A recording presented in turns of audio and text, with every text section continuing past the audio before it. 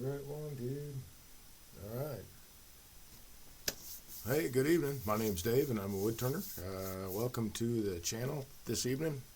Got a couple of billets and things to play around with. Got some blanks to work with, so I just got a variety of things that's going on. But I thought I'd go over a little bit more over the skew to start with.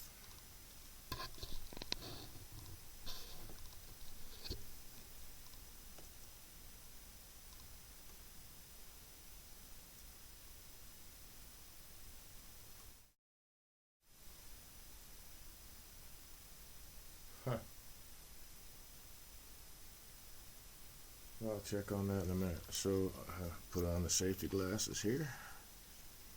Alright, so when you're working with your lumber in spindle orientation, that is the grain is running parallel to, along the length of, same direction as, however you want to term that, the ways of your lathe. So all the grain's running this way. Not every billet has straight grain, so you get it as straight as you can. Here, it kind of moves around where this one branch or two branches came out. I think that's just one branch that didn't quite make it all the way through the tree. Got grown over, I believe. And then here, the grain follows the outer edge of the bark, so it's fairly straight. I am expecting to have a little bit of trouble when I'm rounding this out or roughing this out really quick because of these branches. They're a lot harder than the rest of the lumber, so we'll see what happens there. Anyway, on to the skews.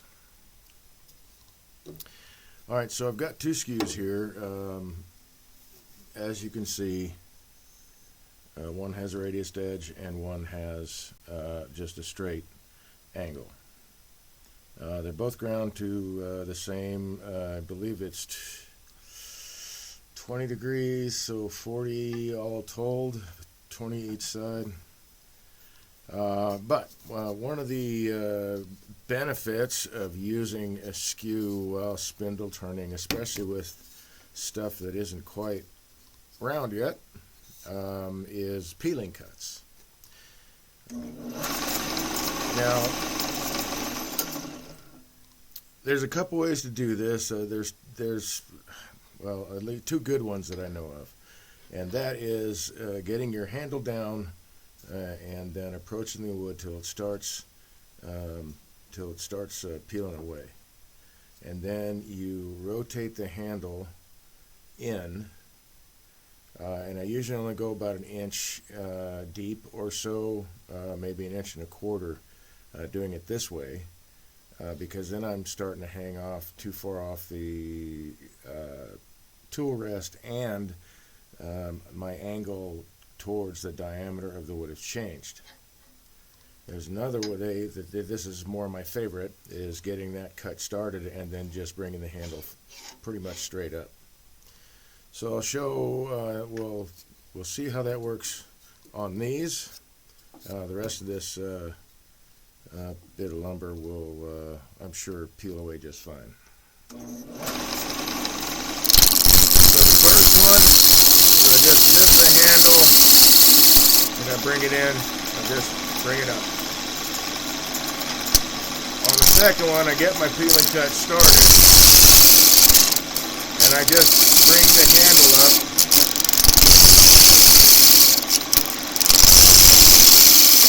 I'm just pushing the whole thing straight in. Well, not straight in, but in the direction the handle is pointed.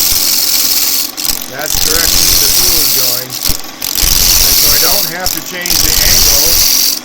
I'm not having to lift the handle and then move the tool in. I just have to move it up. And I think that is one of the great benefits of using a skew for spindle turning. I mean, heck, this thing was designed for spindle turning, right? So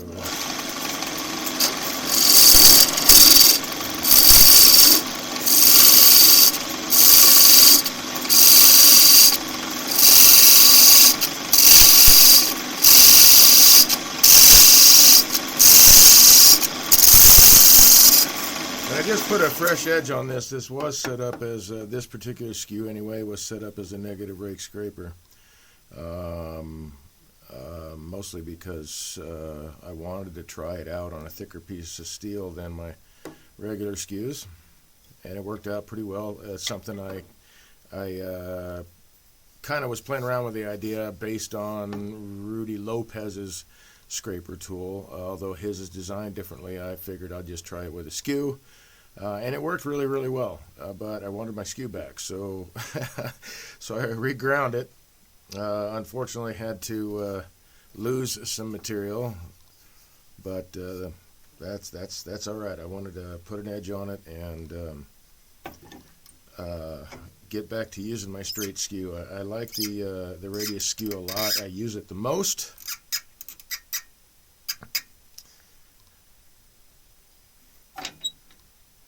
When I'm doing skew work, especially when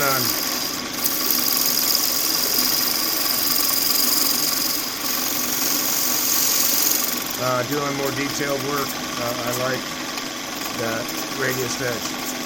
Alright, so again, when you're using a skew, and Richard Raffin teaches this, you start your skew, you're basically rubbing that, not the bevel, but that bevel edge there, that bevel bottom, right at about 45 degrees, and then you slowly bring the handle up until you get your cut started, as I have here, and that's where you're ready to go.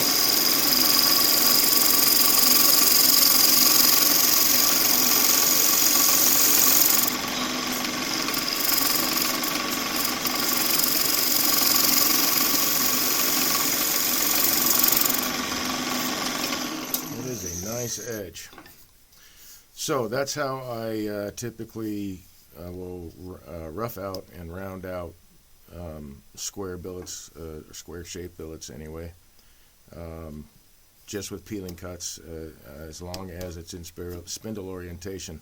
I thought I'd have a little bit more trouble with these guys because that is all end grain, and doing peeling cuts on end grain I wouldn't advise that, simply because the edge of the skew will just really, really dig in at some point.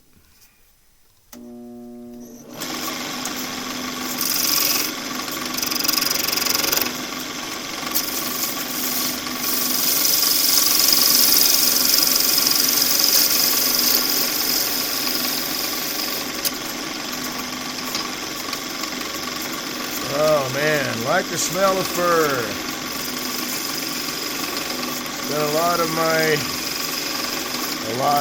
Quite a few years growing up in Colorado, and just tons of different evergreens.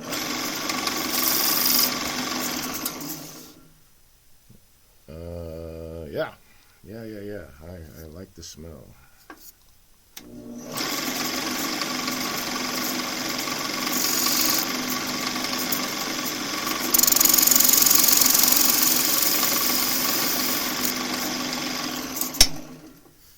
Okay, I could turn it into a box maybe if that stuff will stay in. Maybe if I keep the lid the way it is. This is the lid. Because I think that'll look kind of cool, to be quite honest. You know, I want to take a pass. Go in the other direction just to see.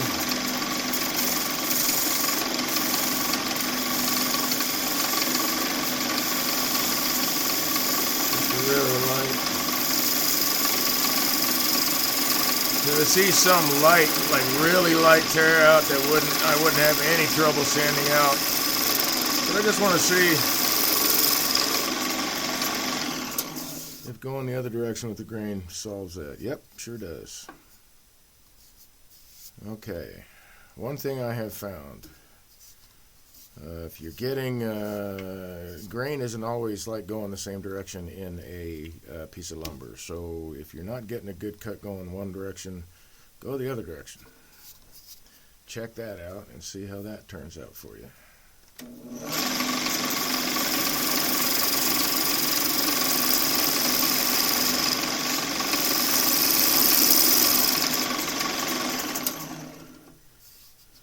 can definitely feel those two harder bits up underneath the skew. Let's see. You know, that's kind of really a nice shape, and got some nice figure right in the top if I leave that the hell alone. Heck, man, I guess I could just turn a box. Why not? It's on the lathe. Let's see.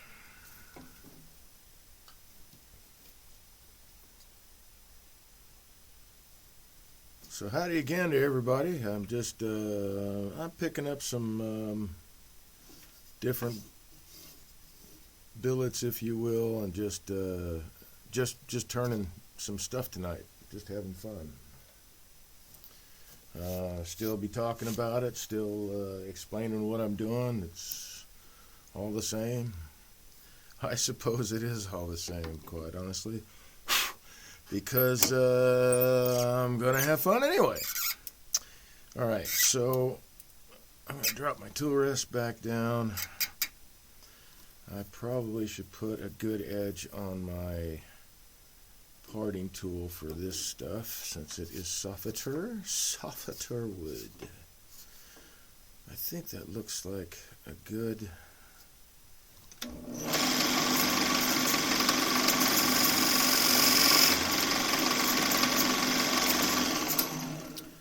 good place to put a rim, and a lot of this grain runs pretty straight, which is nice.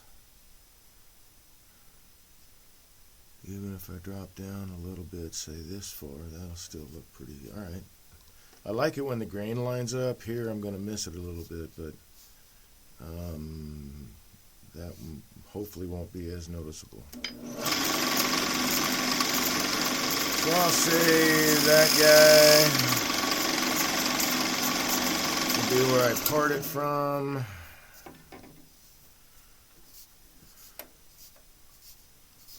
And I think I'll make a shorter box. Well,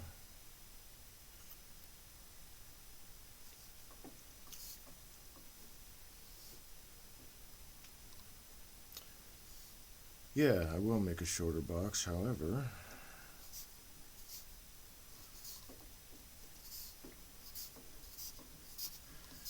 Do I want that? Well, I kind of want that on the lid, though.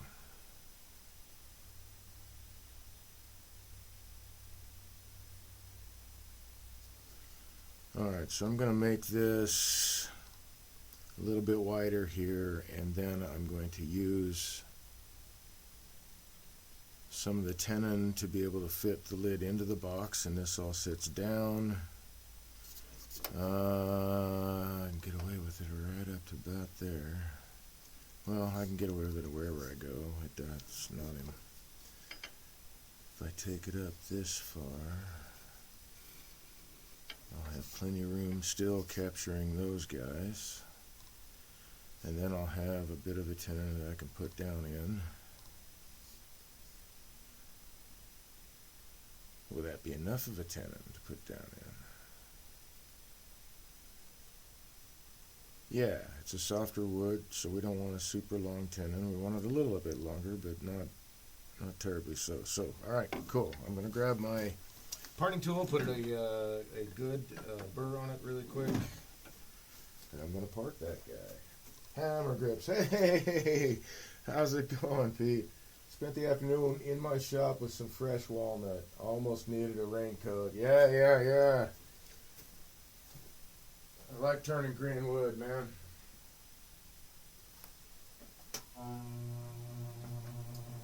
Okay, let's see.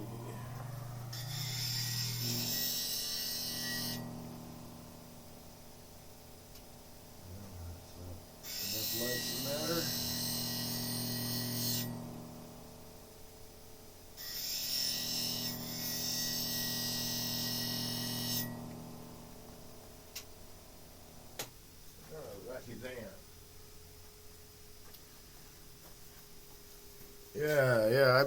I've done a little bit of turning today too. Made a couple things around. Had chainsaw out. Getting ready for this evening.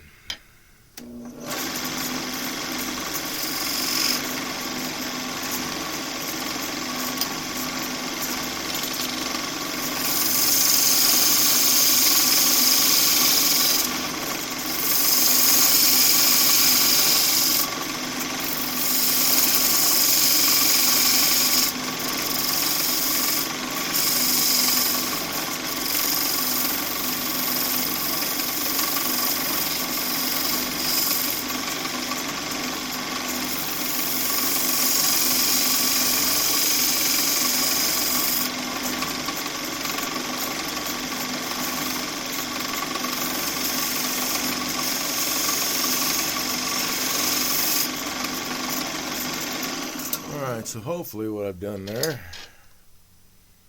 is made these two flat areas here concave so that they are angled down just a bit. I don't think I quite got that one on this side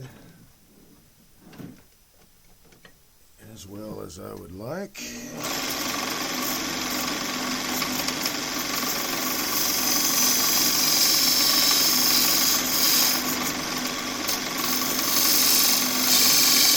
And just for giggles, since we're there, we'll take that one in a little bit more. That way, when the lid is closed, everything will sit on the outside rim, in theory.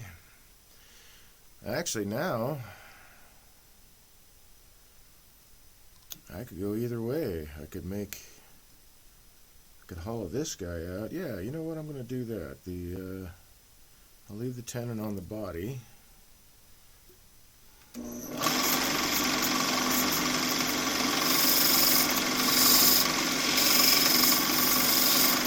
Yep, I need that again. Little 1/4-inch skew is really handy.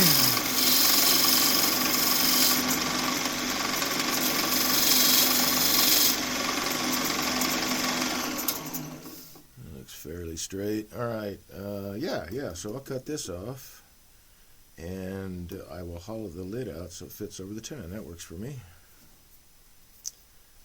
All right, I like that being there, so let's see, that's still gonna sort of line up, that'll line up, that'll line up. Yeah, it'll look pretty good. All right, even that'll come close to lining up. I thought it would be off a little bit. Well, I mean more. Cool. All right.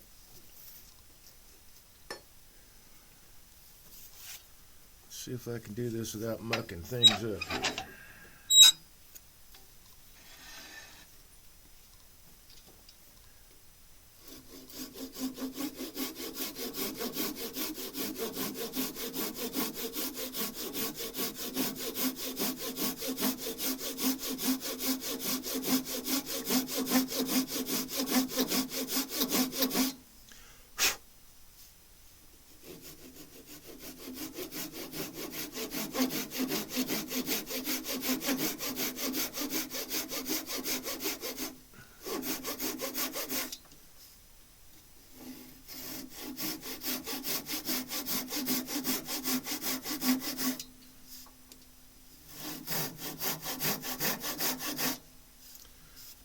Okay.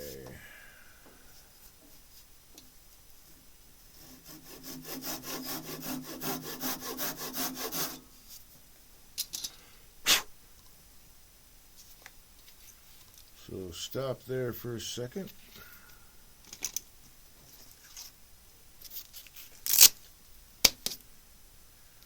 Whip out a little abrasive.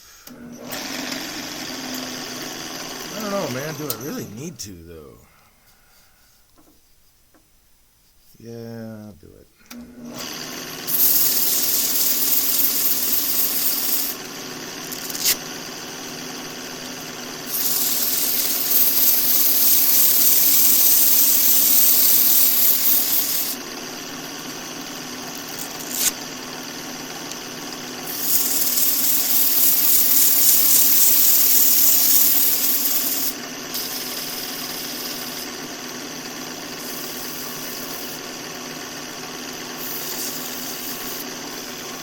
Soften the corners a bit.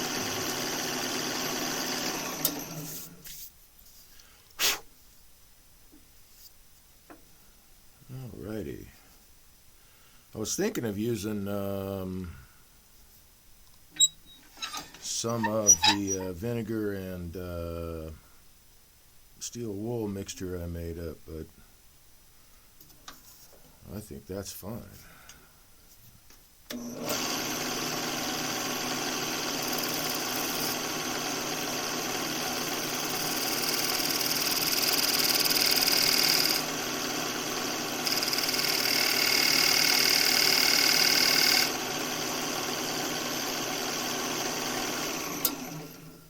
Had to clean that edge up just a touch.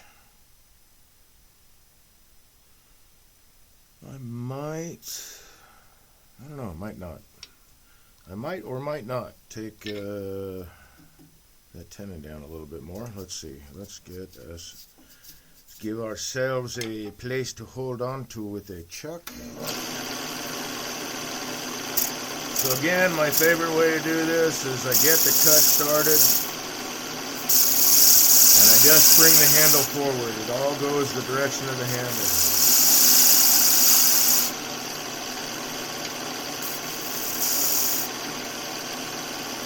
Pretty square. So we'll leave that alone.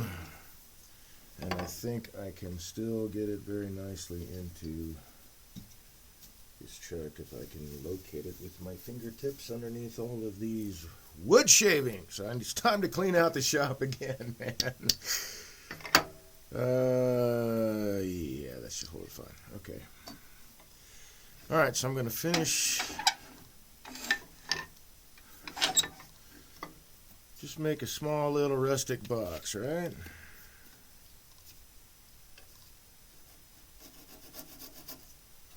Let's loosen this up a bit.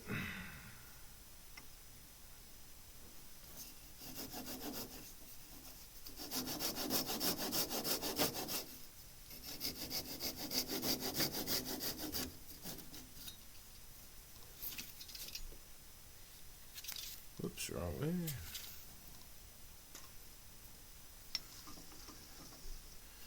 And actually, I'll be doing it on this box, I think. Be pulling out a scraper I made for myself today.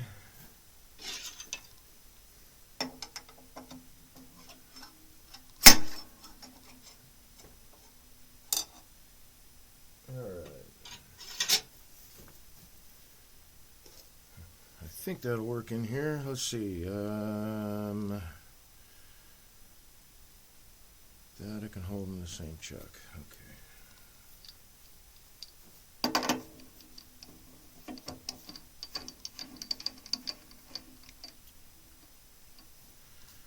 So, let's clean this up. Who's got the key, Dave?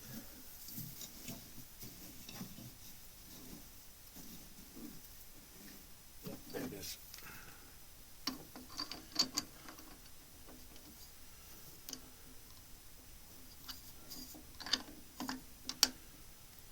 Make sure that's running true. Yep.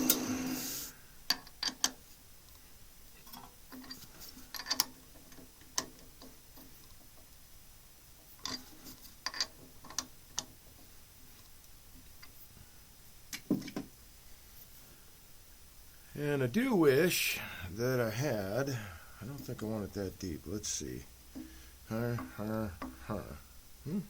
Maybe I do. Alright, let's establish that then. If we go by the thirds rule, why the heck not? Right about there. Where did I? There it is.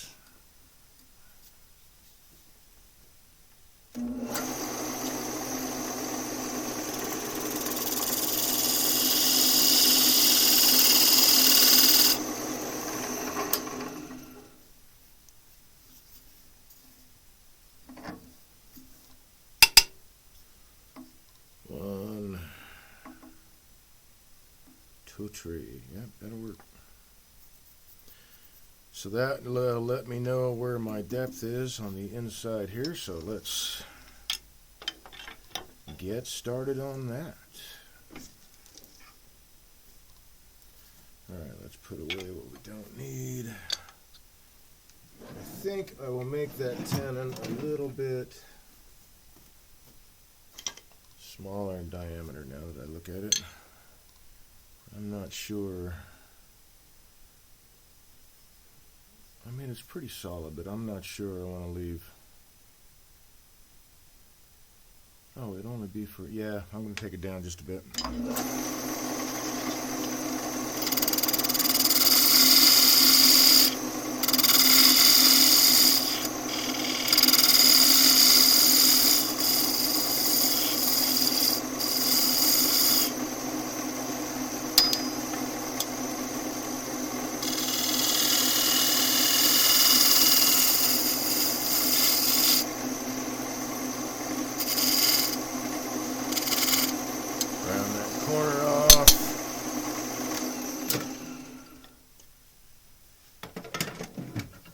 Okay. Now we gotta move stuff, man. Set all my blanks on the end of the lathe here. It's like, yeah, that looks like an order I can do them in, but now they're in the way.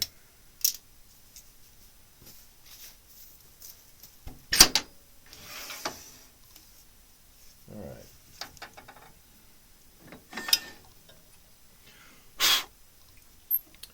So did you get to do any more riding there? Or was it just all in the shop today, which is not a bad thing, I think.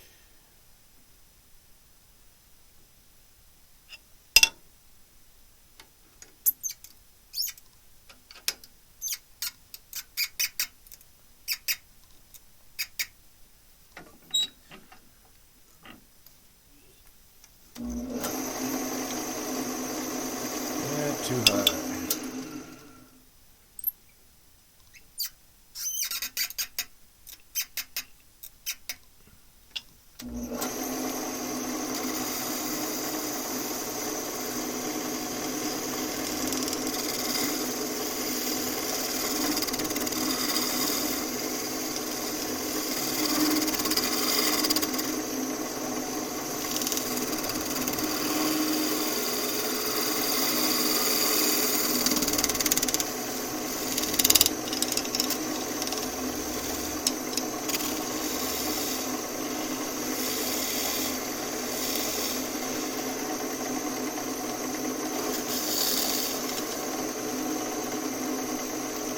Go about that deep right there, I guess.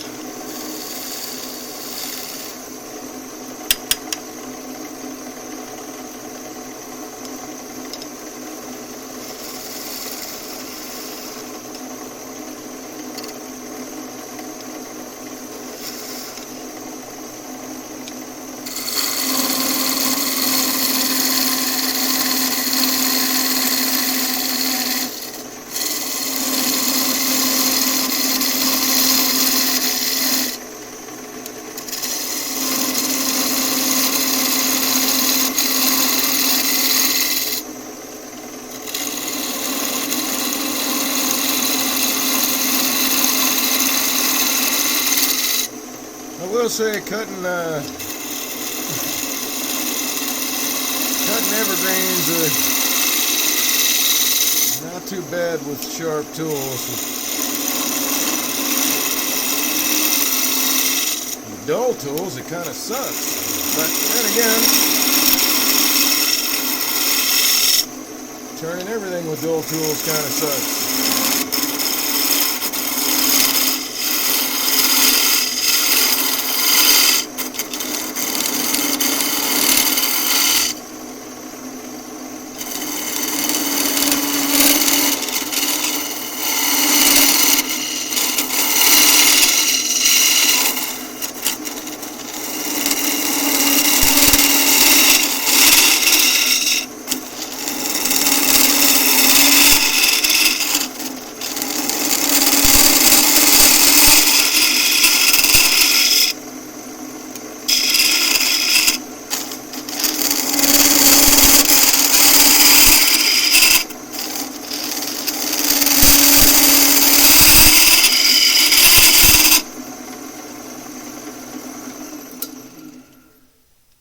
Be fairly close. Yep.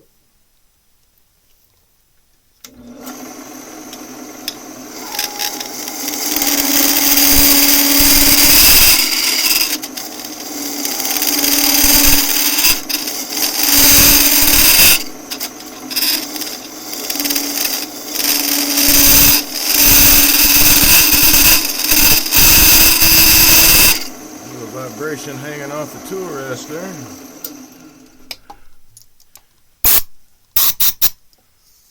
So let's bring out this guy. I ground this today. Figured I'd give it a shot.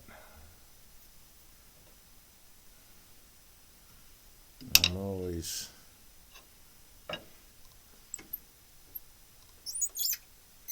looking for easier, simpler ways to do shit.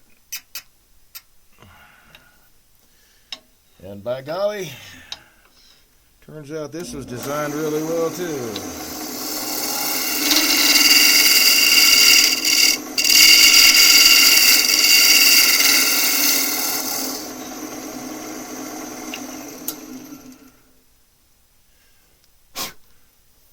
Man, that's clean. That is awesome.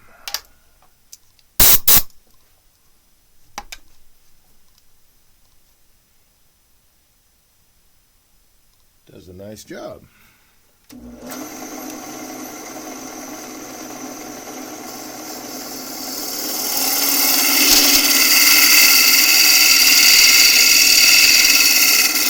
So always remember when you're working with a scraper, you want to have an angle less than 90 degrees. The cutting angle less than 90 degrees to the wood. So my tool rest is up a little bit, and so I have to raise my handle to be able to hit center with this. And that makes it less than a 90-degree angle. Man, that's nice and clean.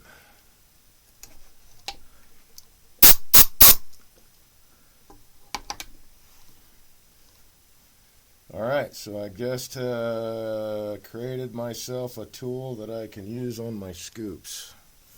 That's awesome.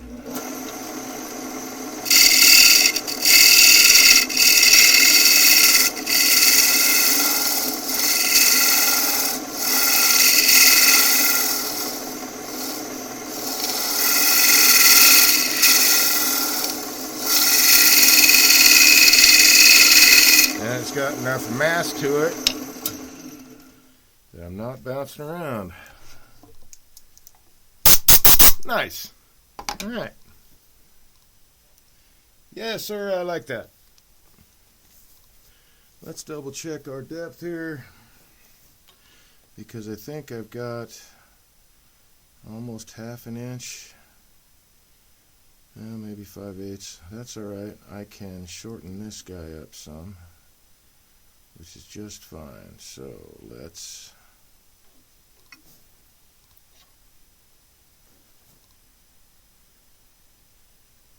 kind of half-ass mark that. Looks like that'll be it right there. Now that I can put in the pin jaws, or I could hold it with these jaws actually. But I will bring up the tailstock for a little support, because that is what, 3/16 wall thickness, and it's fur. I don't want to crush the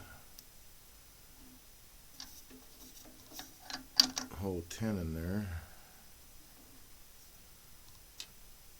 Pretty sturdy. Is it running true? Yes, good enough anyway. Okay, let's move some tools around.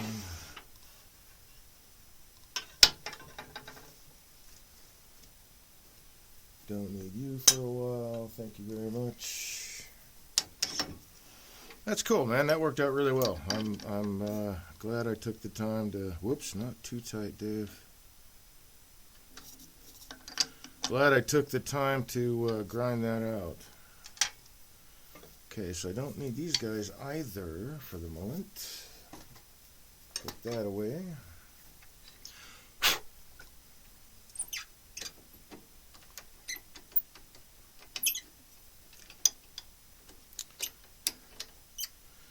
I really should build a bench or something I can set over here, set things on, or maybe a little bit higher, so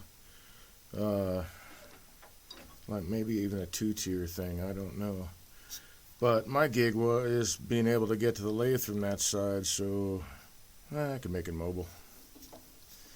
Alright, so that's my mark.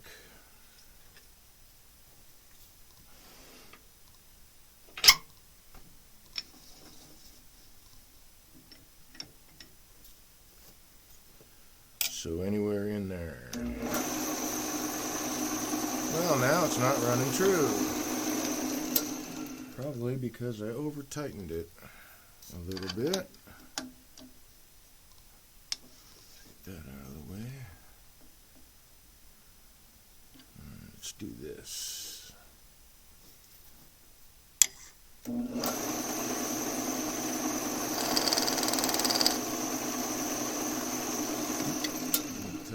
up a little bit more for that to work.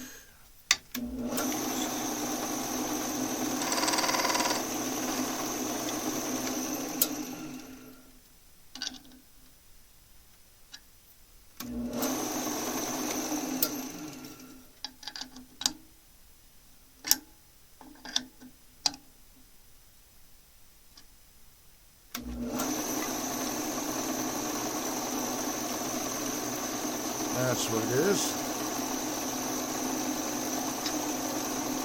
So, let's see, I need to grab my 1/4 spoon. My tailstock, the live center isn't quite hitting, or rather this little divot was not quite center anymore.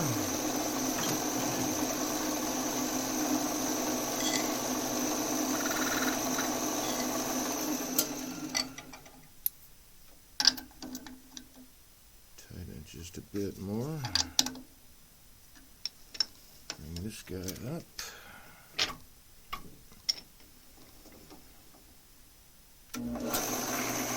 There we go.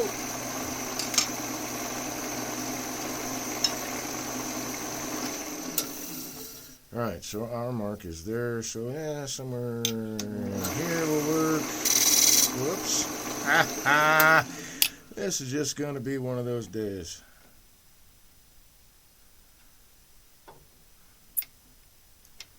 I neglected to tighten down my tool rest. All right.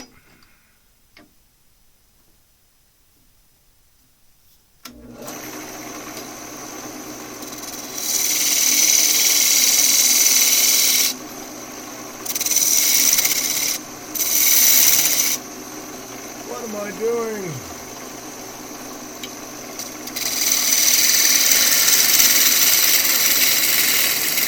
So this is where I would most often use the original. I'll go through these again. Two ways that I know of that work really well to do a peeling cut. One is to start the cut, get your handle down low, start the cut, and then follow. Try to keep your tool in the same spot. That means you got to lift the handle and follow the tenon down. Or the one I use more often is I get my cut going in the right direction and then just bring the handle in the direction it's already pointing. It's straight it's like straight that way, but it's angled up, so if you get the picture. And you can get a really nice peeling cut that way.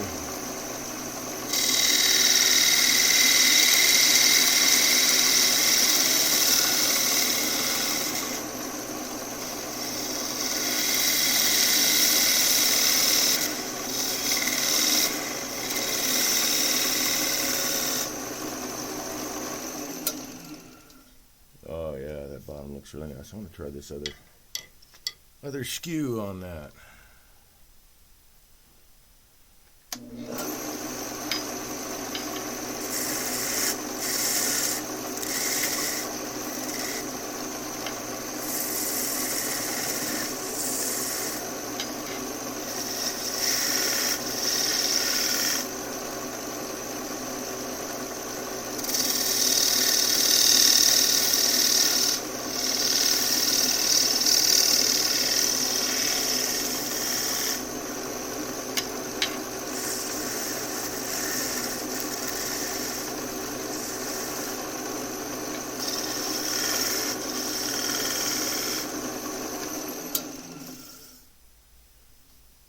Yeah, hopefully make it where I don't have to do any sanding. Let's see if I got my concave bottom. Not quite.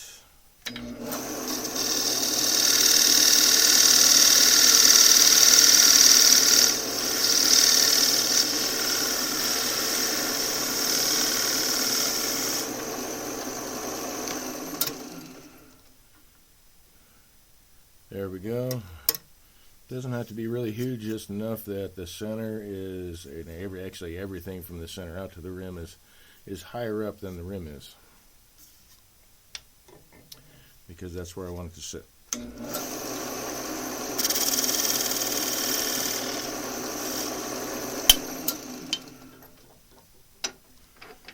Okay, the rest of this should just be really simply getting rid of the tenon.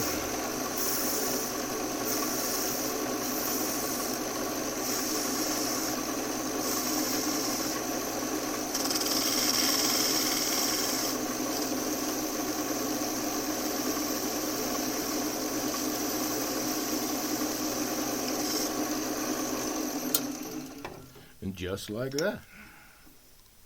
Nice.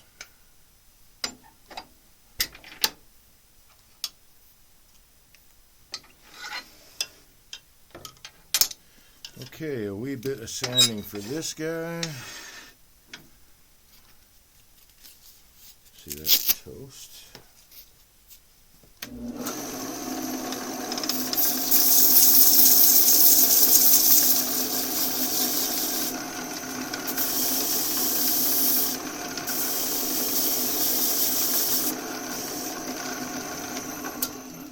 See, I got rid of that mark.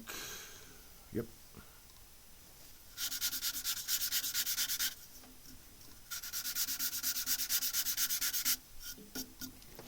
Just double check.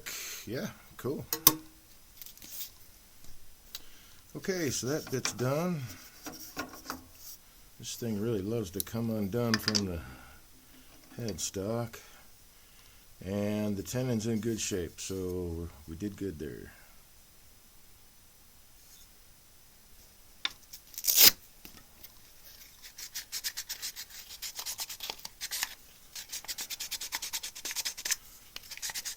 Sand that inside corner.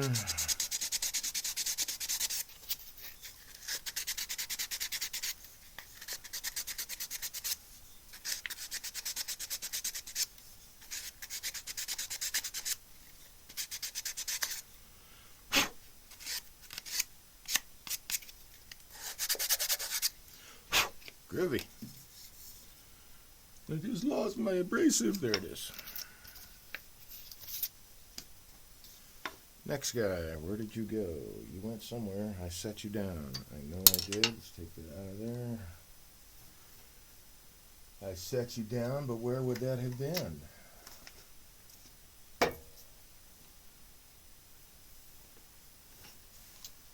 Well, what the heck, man? I didn't have it behind me.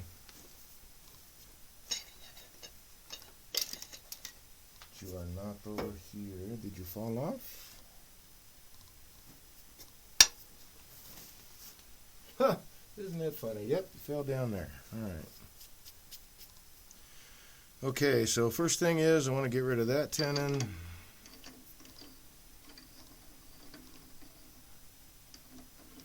I don't need a really strong grip for that.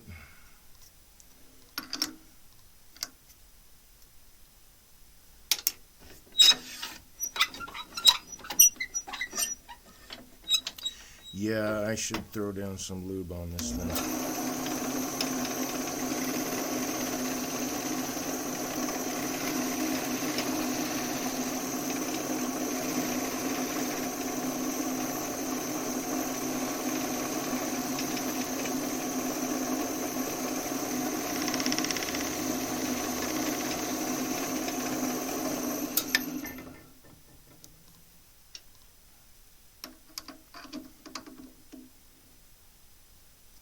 Trying to keep the pressure really light so I don't put any heavy indentations into the outside.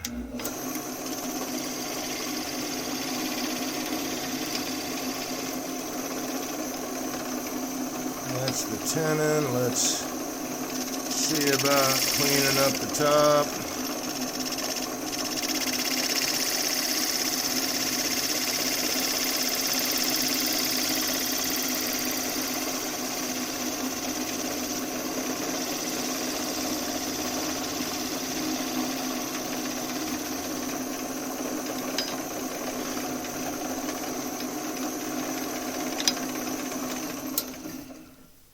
Oh, very nice. And I got some definite sapwood there. Ooh.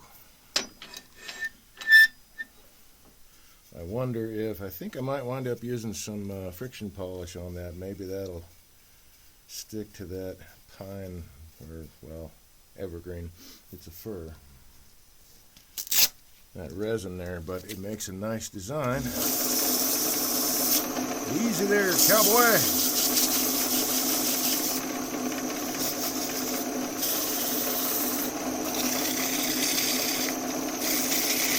You can see it's loading up my abrasive really quick. Soften that up. Let's see, bring it around that way.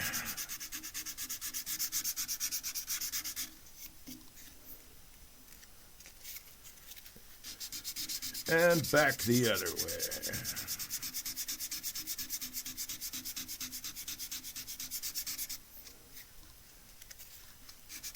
Just quickly get rid of any circular impressions left by the 220. Doesn't look like there's anything left. Cool. And that one's done.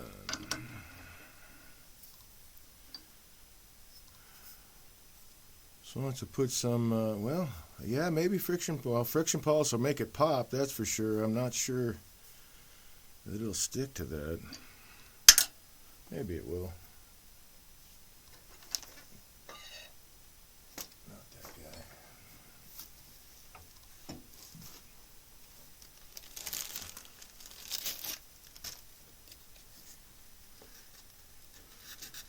So just grabbing another piece of 220. Try to clean this up a little bit more. It looks like, there it is, some of that sawdust got trapped in that resin.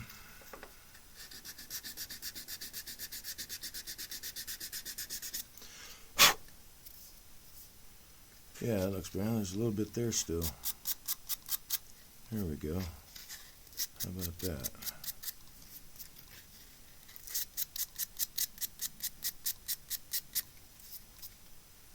That works. All right. Yeah, that'll probably pop a lot, man. Oh, maybe I can do well, I could probably do a CA finish, in fact. Let's get this hollowed out.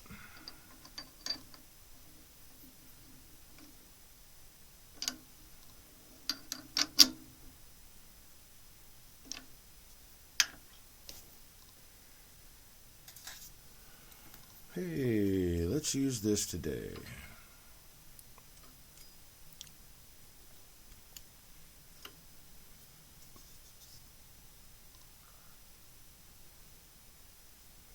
Make it just a little, nope, a little short, and then I can sneak up on it. All right.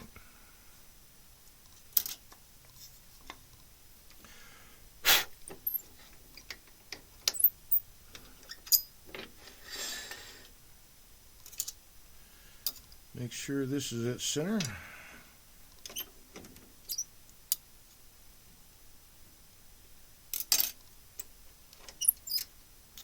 Guess I really got to tighten that down. Looks like that's it.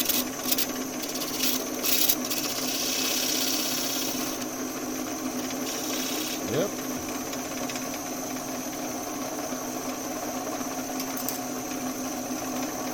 Okay.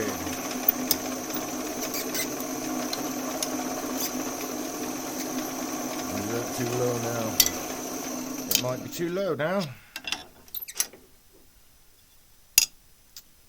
Let's go with that.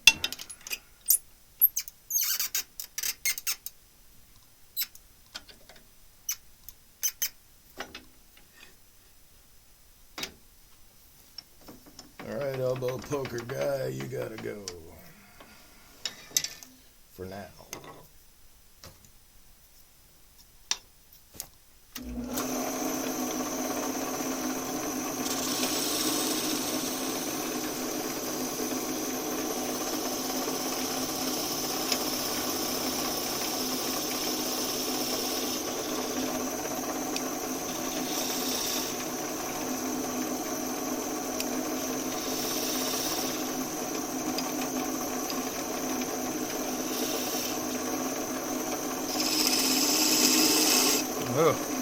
down to 400, forgot.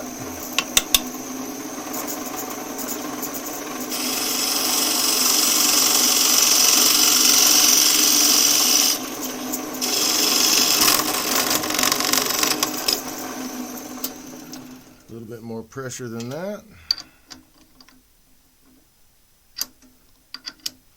Just have to do some extra sanding, I suppose. But I'll do that when the box is together, I think, maybe.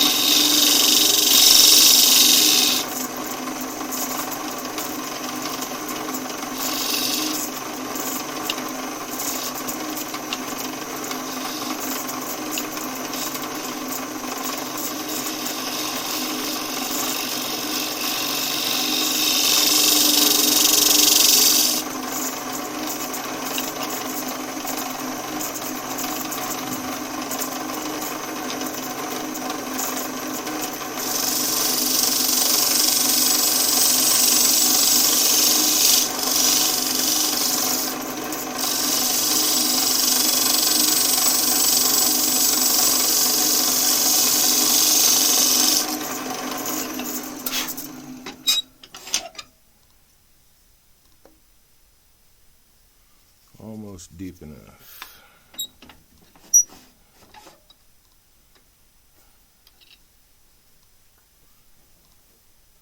Don't need the matching pencil for now.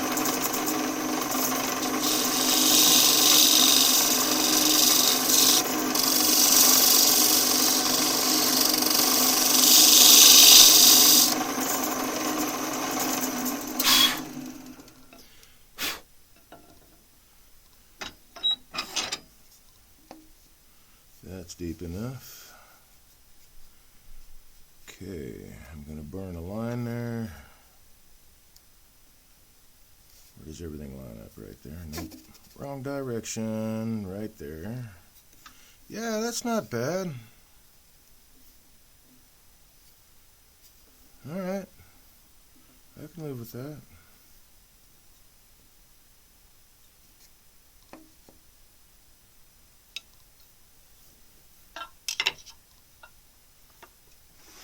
Bring this guy up.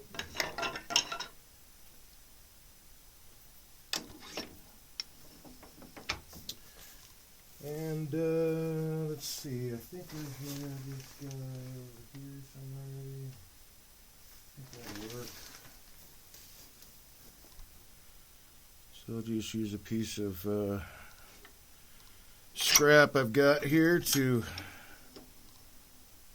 in theory, keep everything together.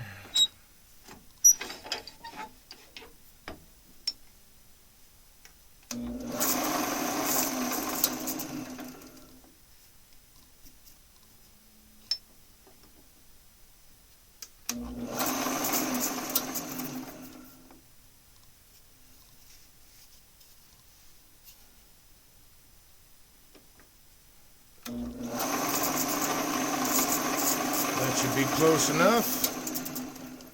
All right. And I don't think that I'm going to need to make a V there.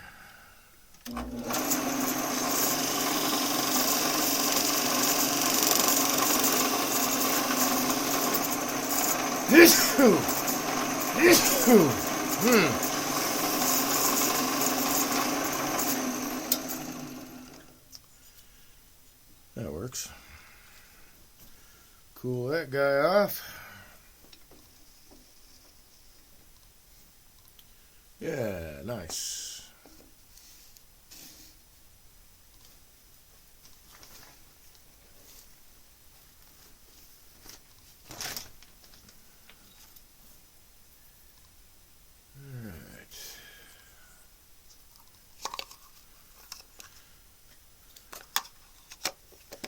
Now I can take this guy. I think this might go down small enough. If not, it will be time for the pinjos. Ah, just.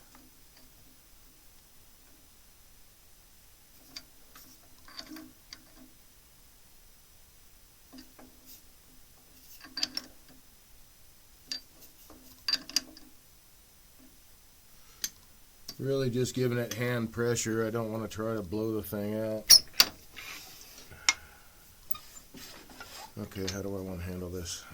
You know, let's do this and see what happens.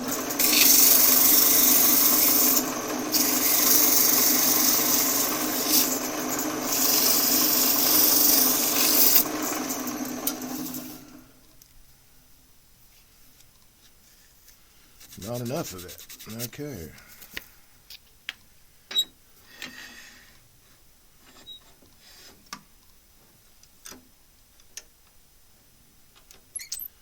Oh, I know what I'll do.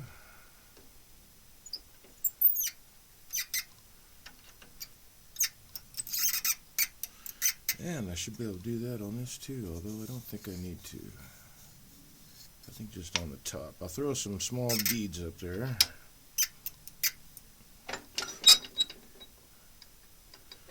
I was thinking about not doing that because of those. Well, you know what? All right, hold on. I really want to leave it the way it is. It would be my druthers, so...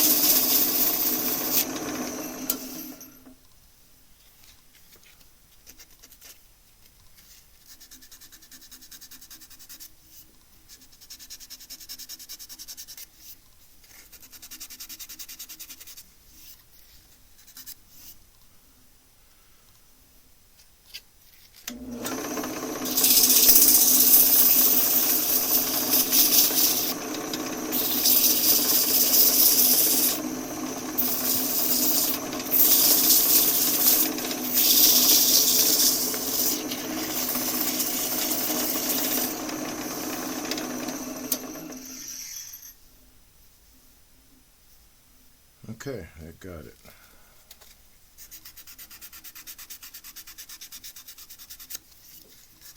Now I'll hit it with 220 since that was 150, so that it matches the bottom half in texture.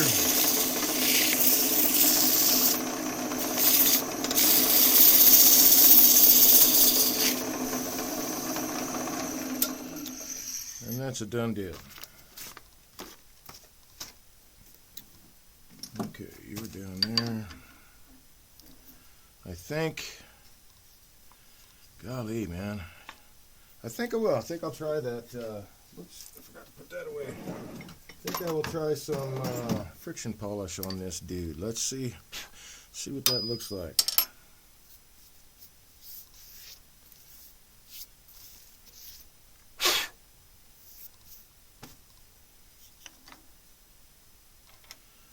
That might really make things explode in your face with color, maybe. I hope.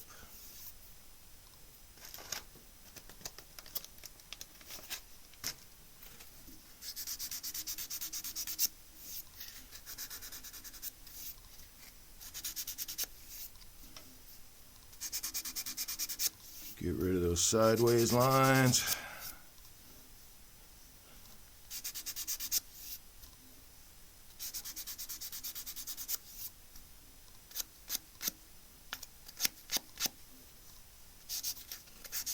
Okay, how about this guy?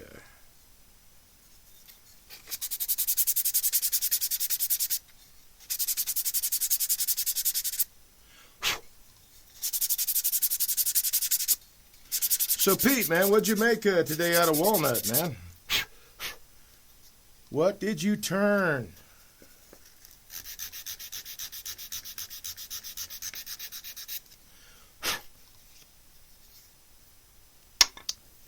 That does not look nice to me.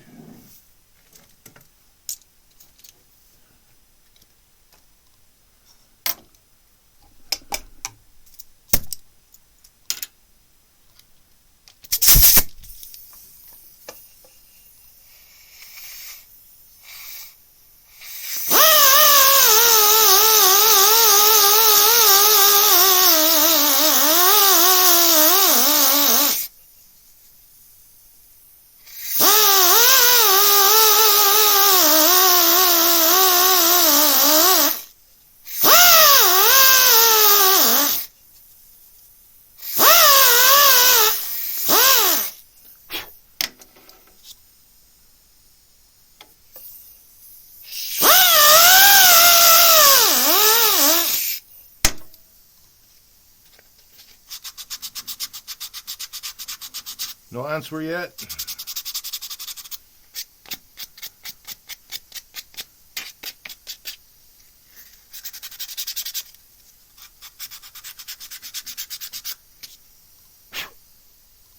That'll do.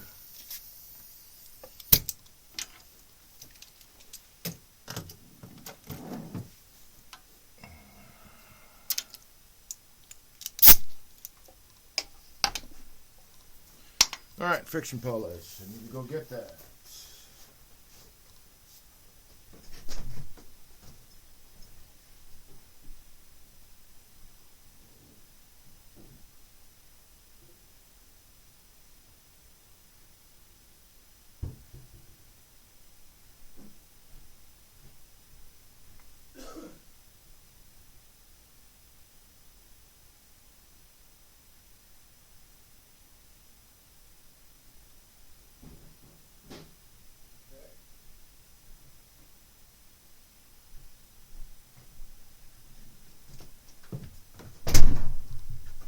Not expecting to do friction polish today, so I had to go get it. Basically, this is, I mean, it's essentially the same. It's OB Shine Juice, but changed into things that didn't use mineral oil and all that. So what I've got in here is lacquer, orange oil, and I think in this one it was tung oil.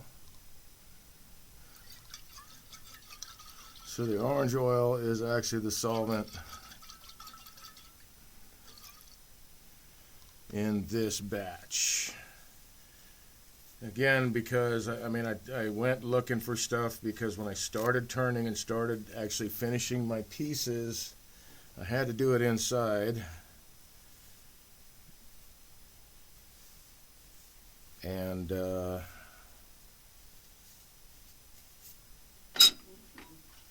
that meant I did not want to be surrounded by petroleum fumes and all that nonsense.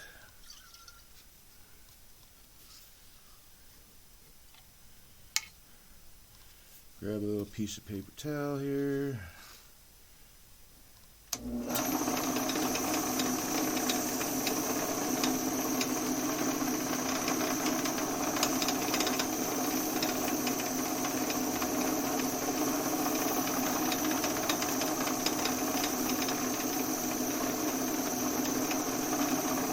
I don't know if this is going to work. I hope it does, because that resinous bit of wood may not accept this.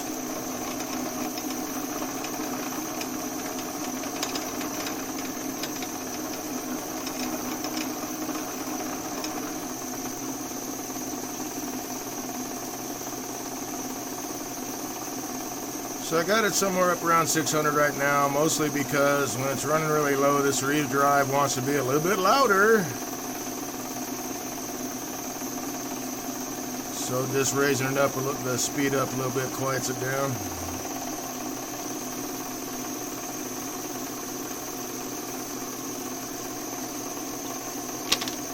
I did have some of this in a squirt bottle at one time, but I have no idea where that got to.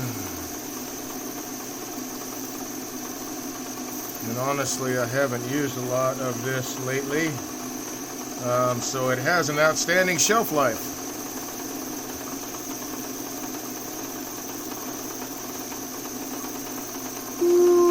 there's the warmth.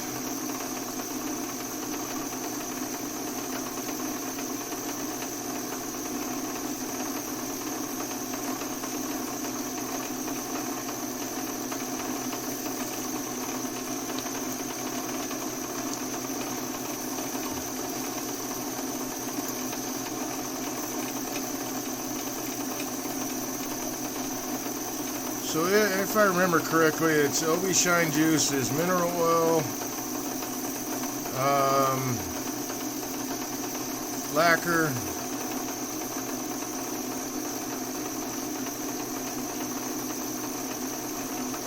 dang it, what's the next? What's the third ingredient?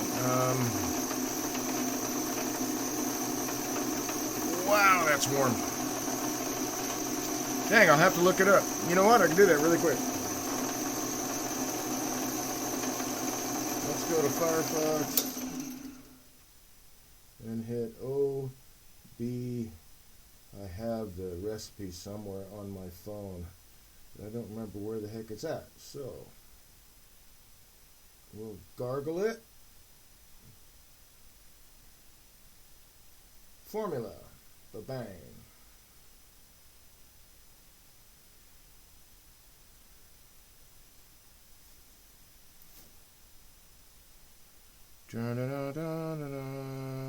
Boiled linseed oil, shellac, and denatured alcohol. That's it.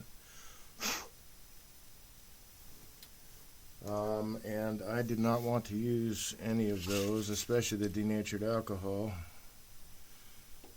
So I went with orange oil. Wow, man, that is really bringing this out. The orange oil just adds a really, really kick-ass glow to the projects I use it on.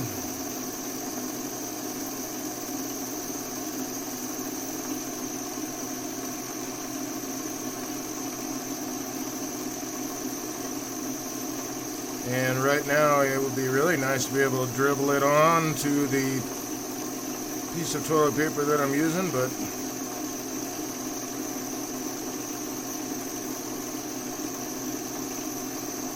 I'll just make thinner coats.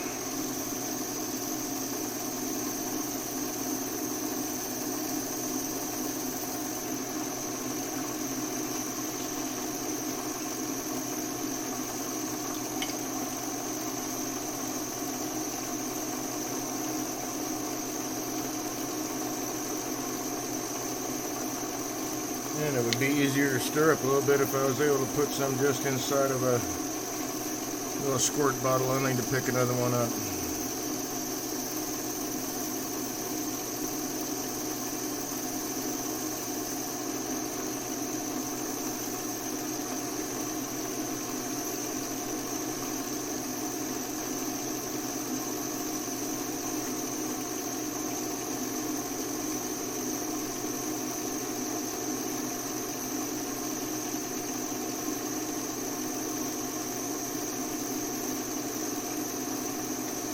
Yowza.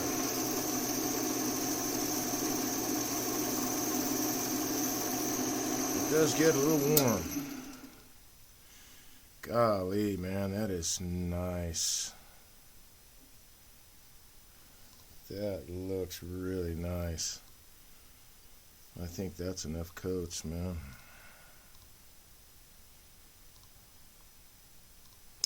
Let's get the next guy up here.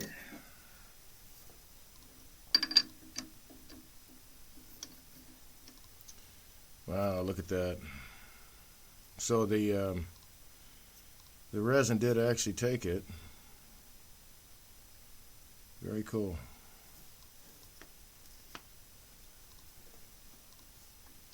You won't fit in there, will you? That's all right.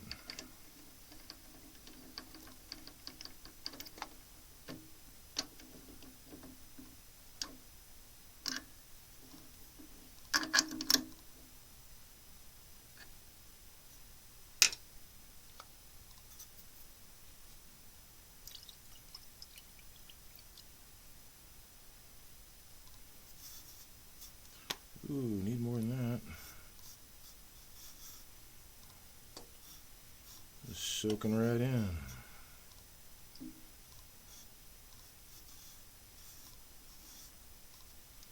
course, it is end grain.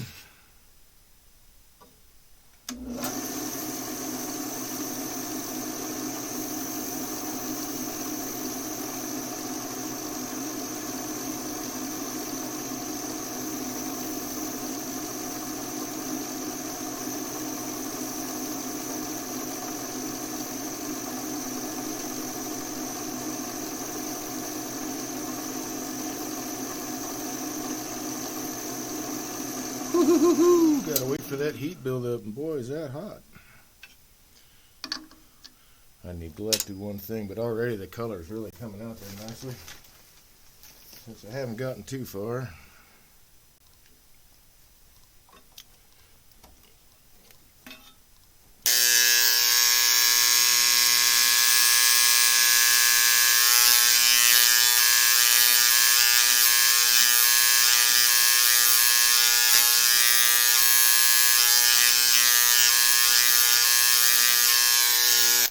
There we go.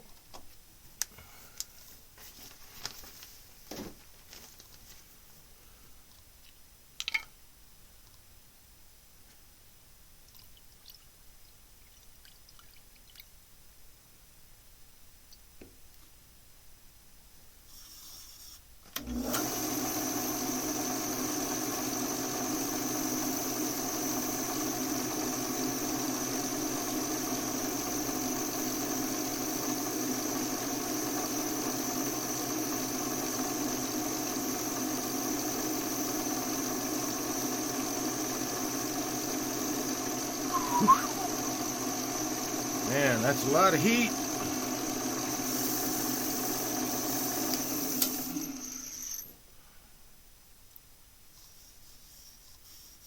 I think I'll speed the process up just a little bit.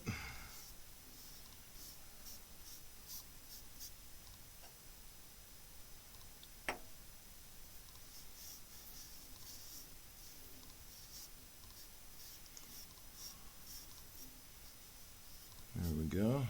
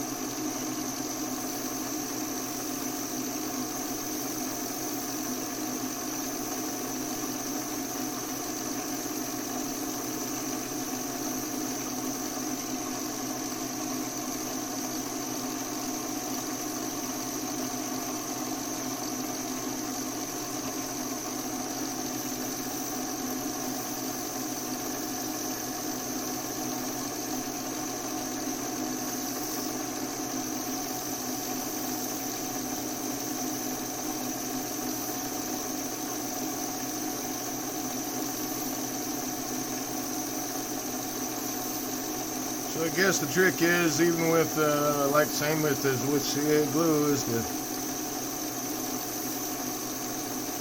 keep the toilet paper moving.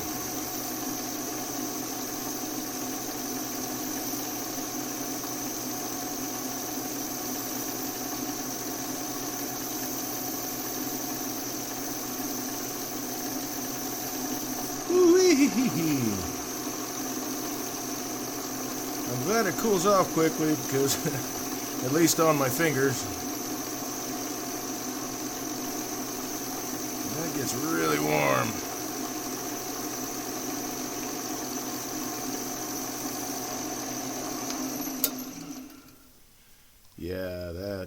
just looks really nice. I'll do one more coat. Let's go to this side of the toilet paper.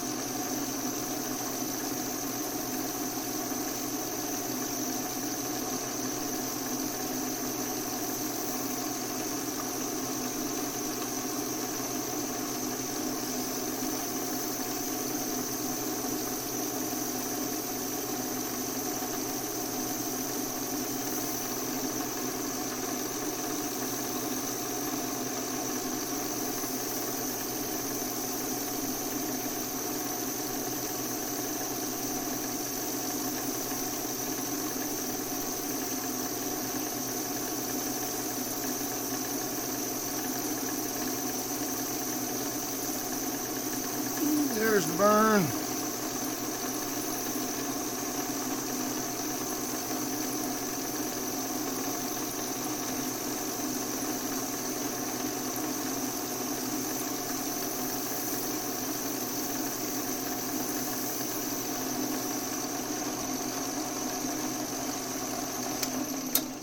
Okay. I think it looks really, really, really nice. Very cool.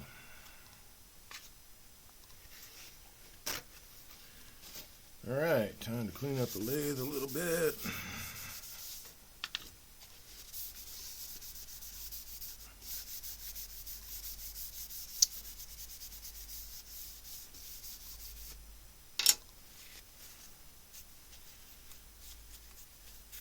Oh, my nemesis, I should have, well, no, I don't like wearing gloves at the lathe, but I really do not like having sticky hands.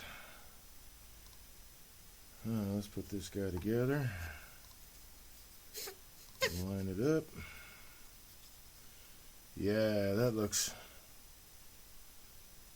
really nice. That's very cool. Alright, I'm going to set this inside. That's one piece down. Sweet! Radio Striker, hey Dad, space that you said you'd be streaming. Fancy jar of orange or ginger juice. There you go. Yeah, hold on a second.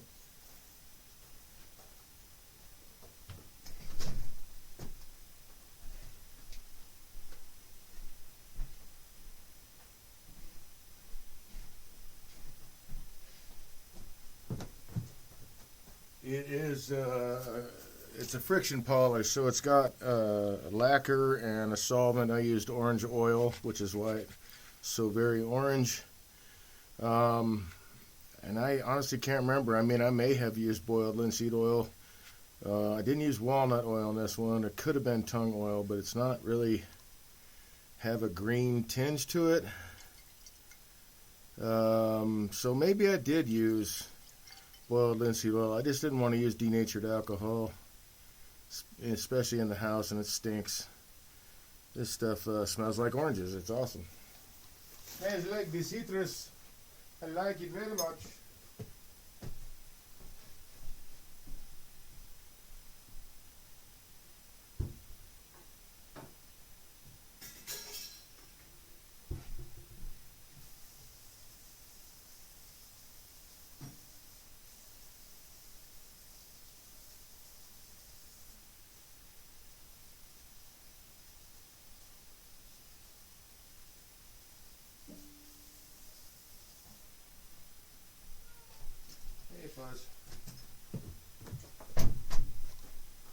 Okay, had to wash my hands really quick just to get that sticky off.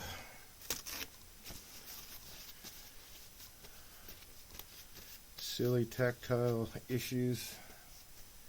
Okay, what's next? What's next? What's next? How's about, oh, I know. Let's play around with Steve Promo's idea, because I do happen to have a piece of birch here. It is not green,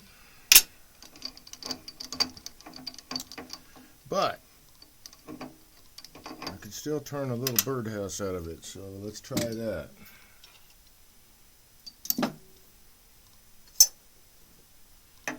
this guy is already there. So the bark's probably going to come off of this, but he's okay.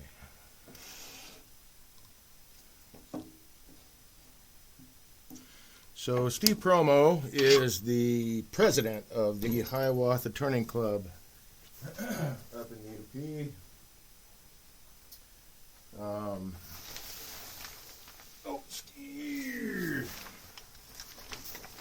Standing over to pick things up.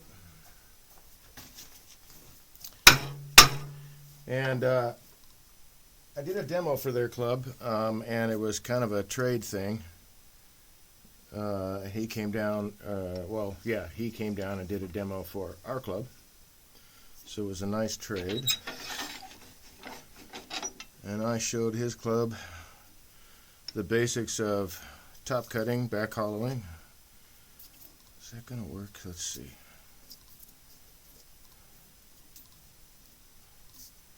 Let's take it down just a bit. And this guy just a bit.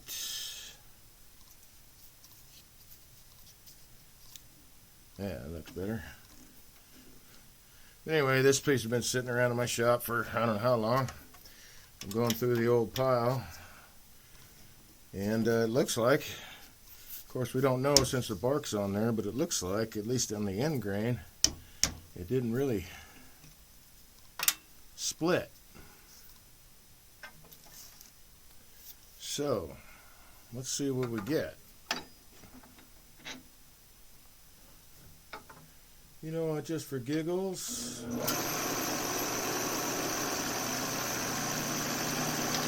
we'll go with feeling cut.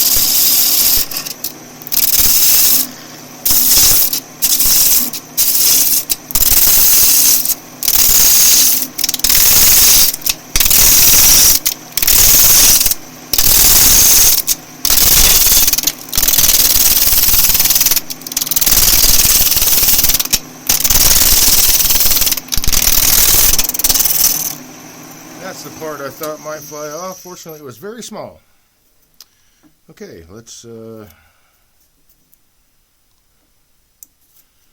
rid of this bark.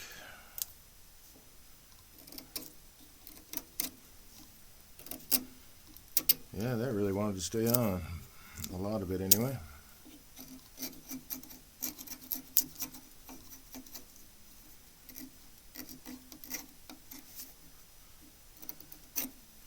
So, you get Friday, Saturday, Sunday, Monday you're taking off? Is that what you said you had a 4-day weekend? There, my son. Okay, I don't really, well, I will. Round it out.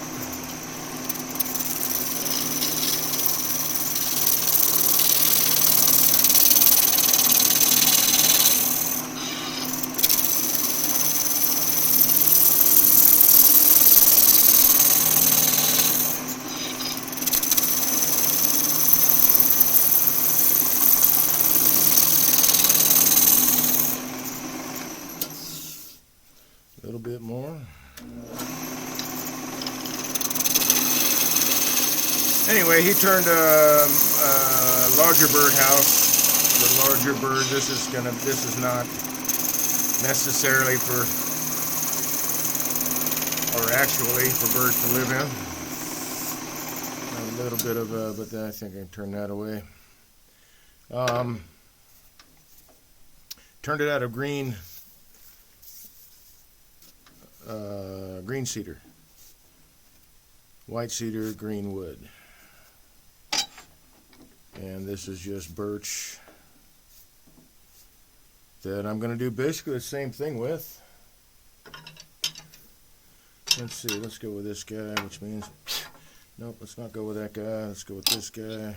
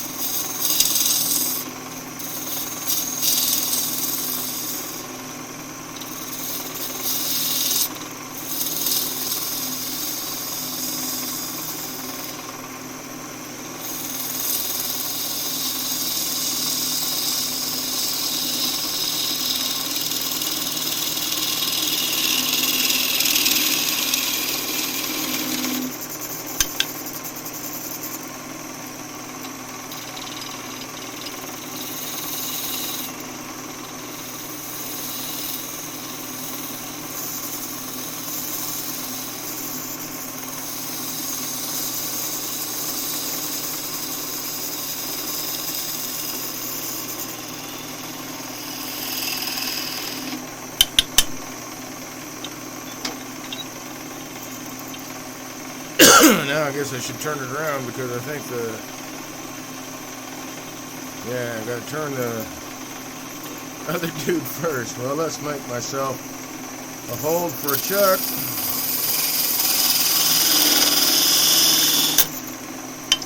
And we will use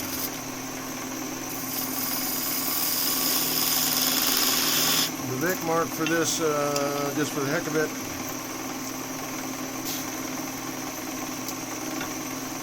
So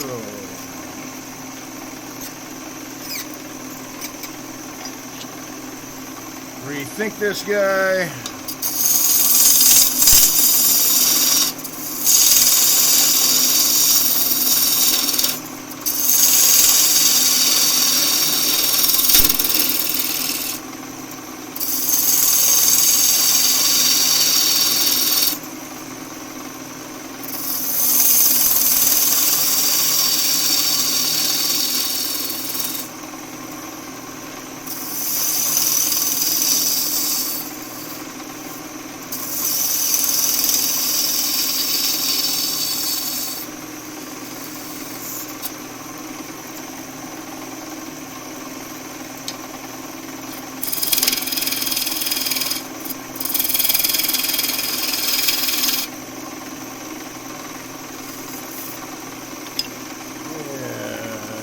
Like that.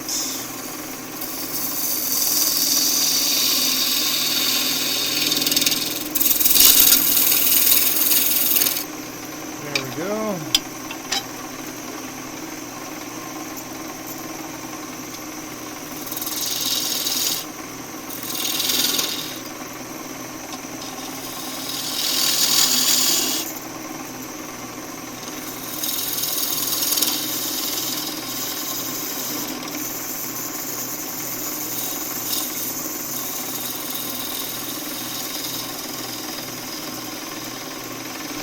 Hopefully I can use that little divot that the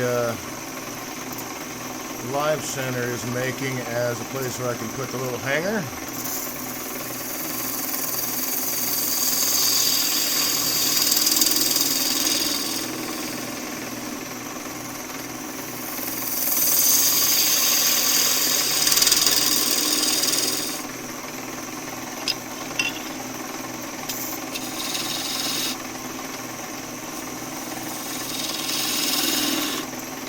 That works.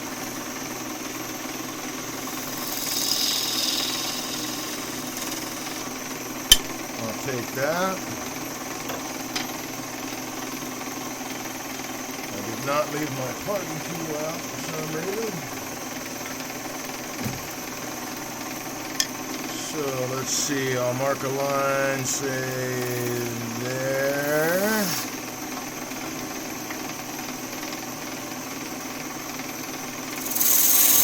Start off going square, but then I'm going to turn it at an angle.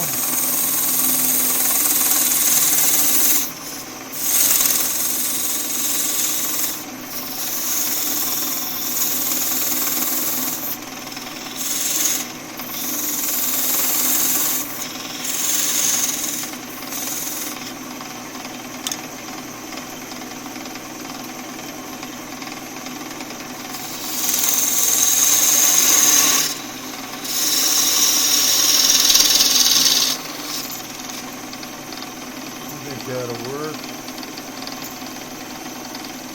Come on, where'd it go? Here it is. Well, let's go with this first.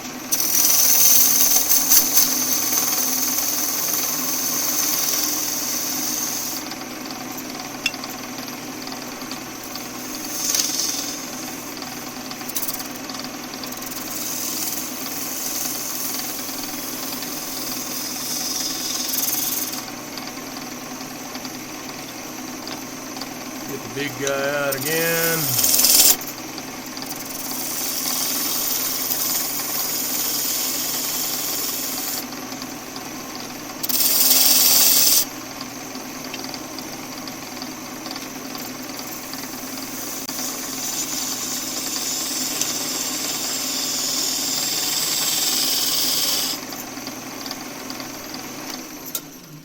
All right. See, the heartwood of that birch is really pretty. Very cool. Let's actually cut this off.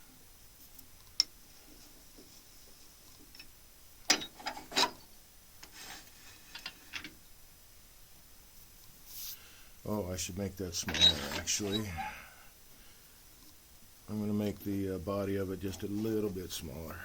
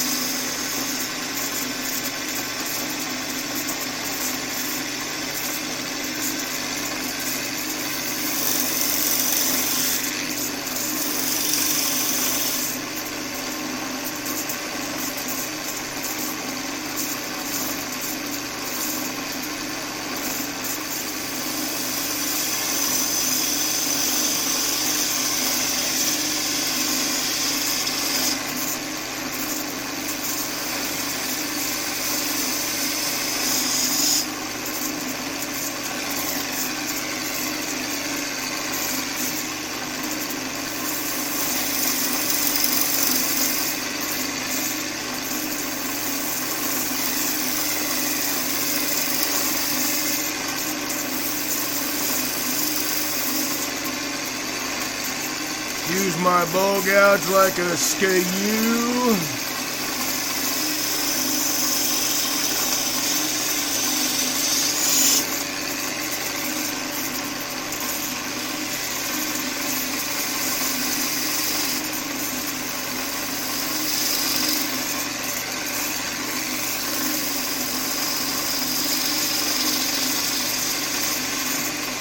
There we go. Alright, now I can get that off there. Set it up in a chuck, spin this around, and actually before I cut that off, I want to cut that off. So I'll put it in a chuck first.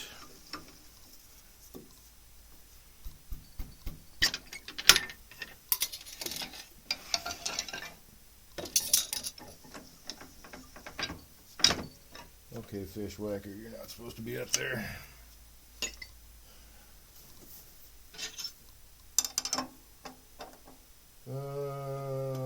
Hey Dad, oh sorry, Raging Striker says, yup, playing Diablo 4 at the same time on, oh right now, okay, gotcha, no worries. Hey, thanks for coming out and running my channel, man.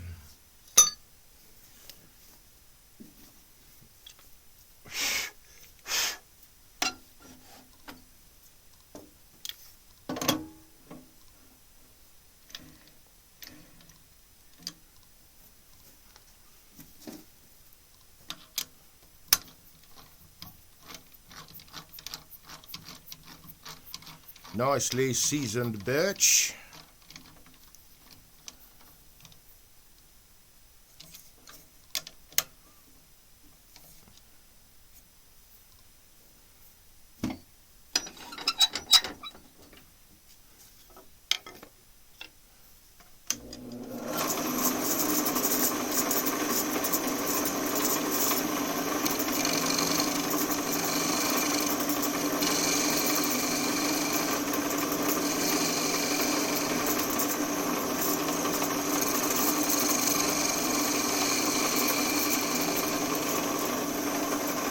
Yes, nice.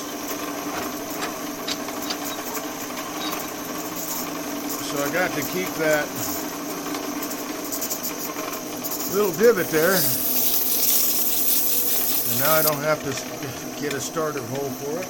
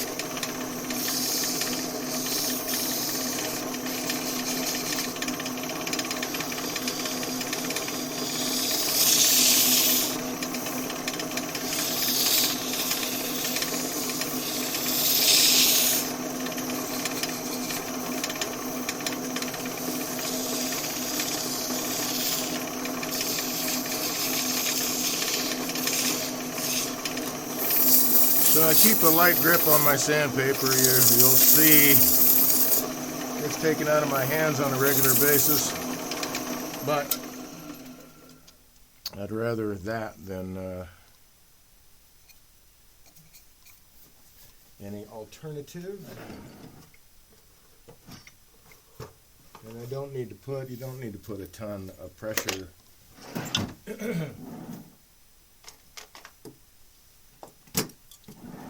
on your paper anyway, unless you're looking, or you're abrasive, I guess. I don't know, maybe if well, even at 60 you don't need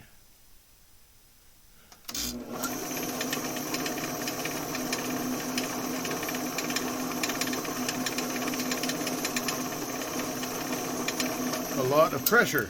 Don't need a lot of pressure even with 60.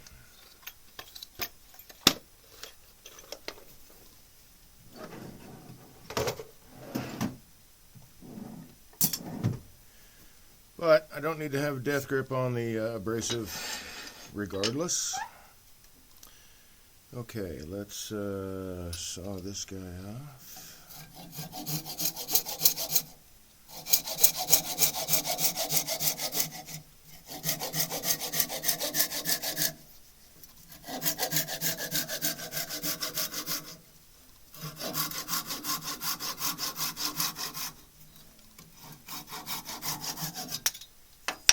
Hey.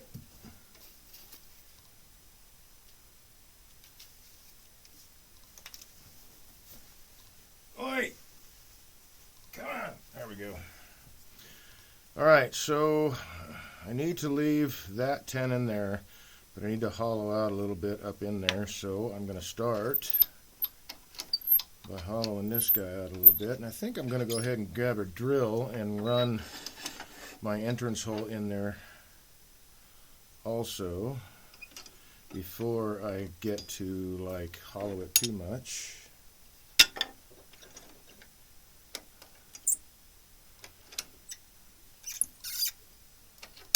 So I don't have to worry about drilling through a thin wall vessel.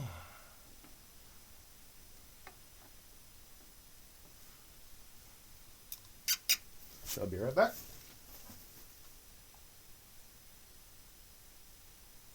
Oh.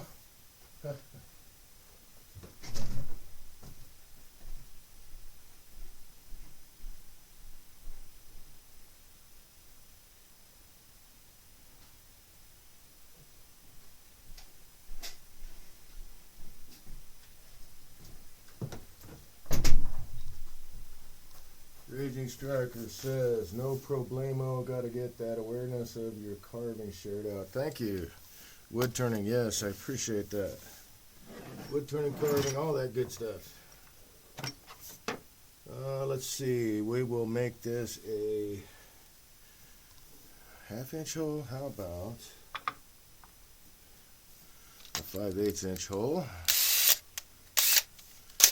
This battery drill. Let's see, what's a good spot here? Right on the face of that. That looks cool.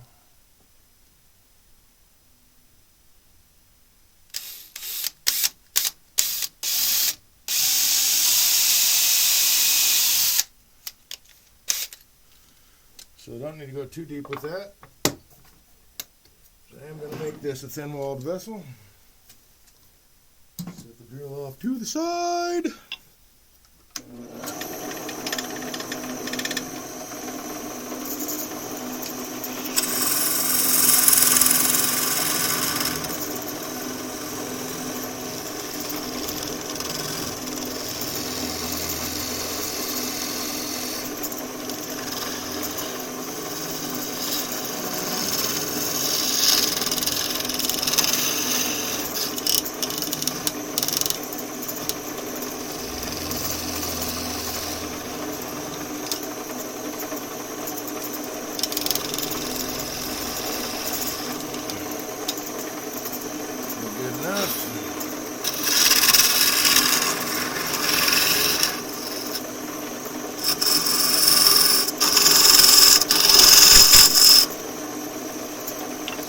That might be, oh dude, there it is. That might be big enough. let's see. Yeah, that'll work. So I'll use this as my jam chuck.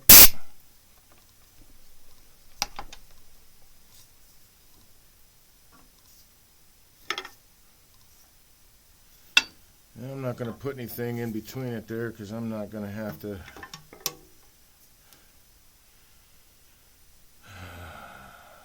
Yeah, I guess I will, won't I? Well, I won't have to carve in too. I won't have to cut in too far.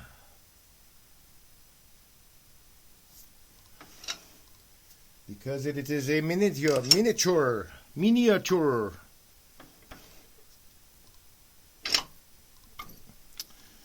Alright, let's find our where she runs true.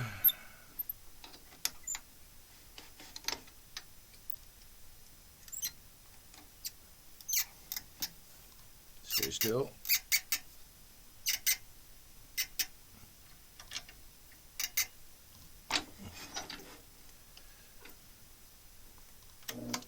That's not it.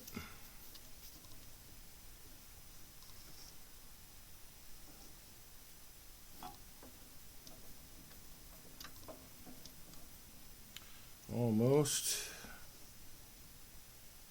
Whoops. Now I'm way off.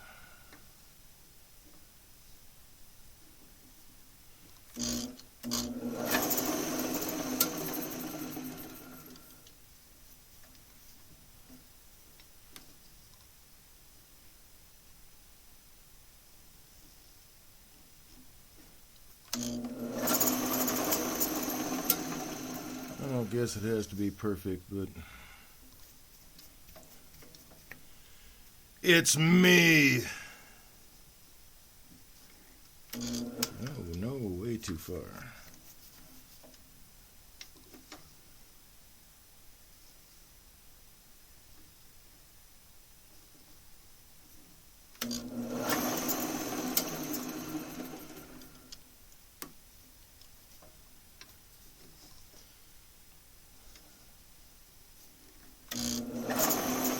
You know what, that'll work.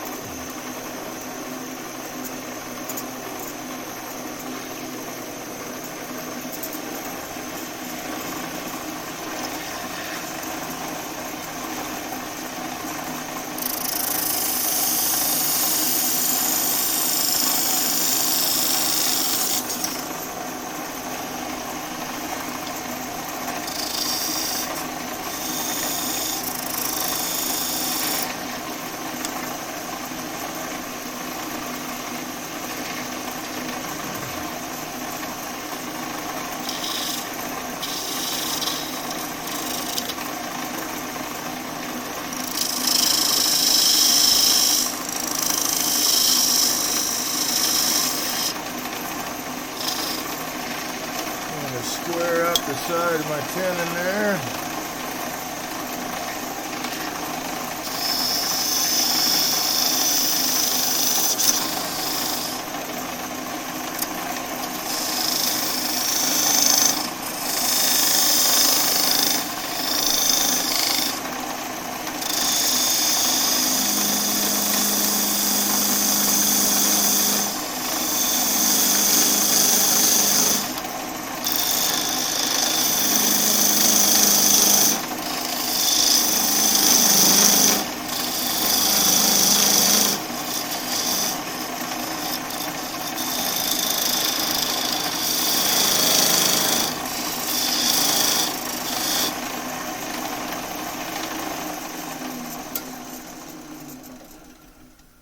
Okay, so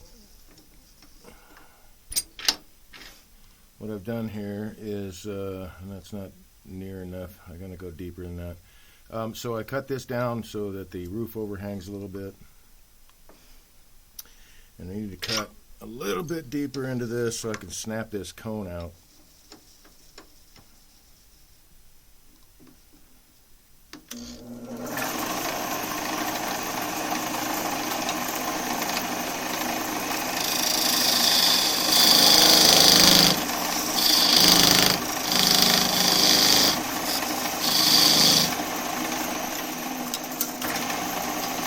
I think I'll just clean up that side there.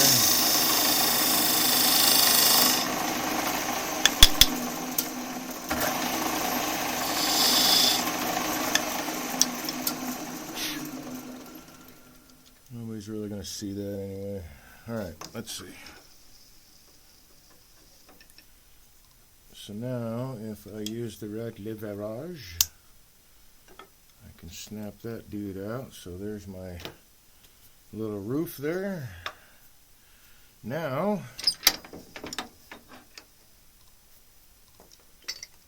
we can finish hollowing this guy out. This is probably too low. A little bit. So we'll just turn it this way.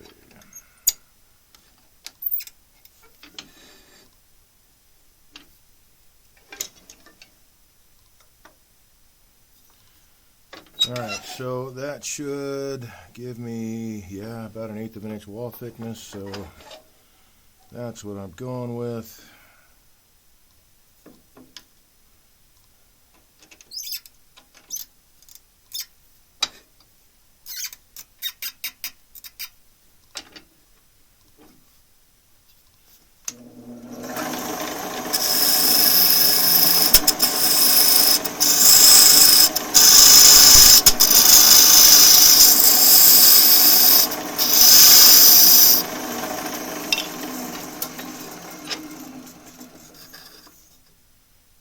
Almost.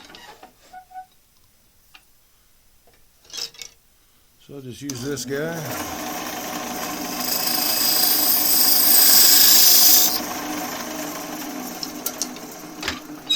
Just get me right there. Yep. Okay. Is that deep enough?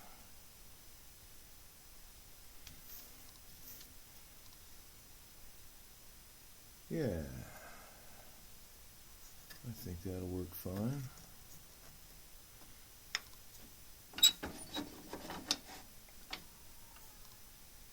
Aha, the neighborhood cat has come by. Or I should say one.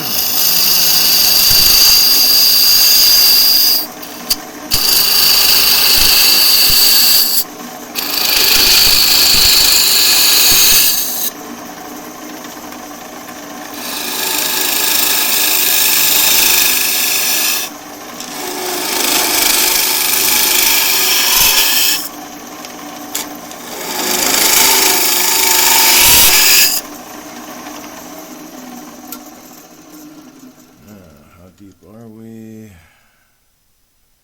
Not that far. I could go a little bit deeper, but I need, or rather I don't need, I am going to switch to my scraper. Let's blow this out.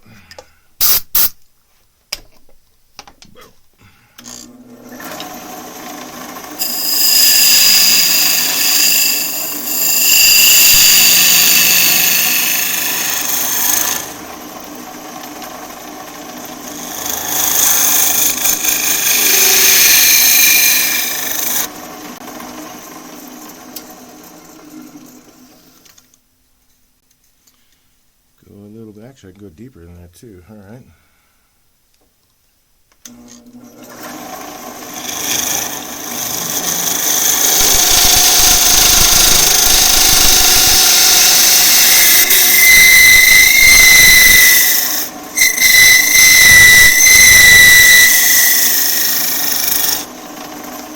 Getting thin.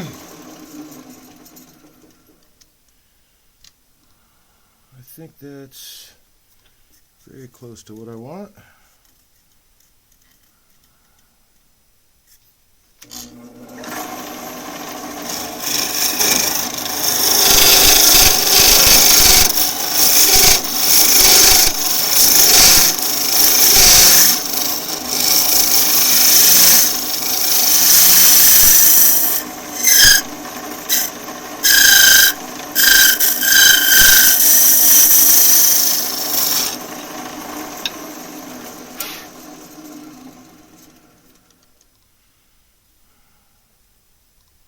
That is what I want.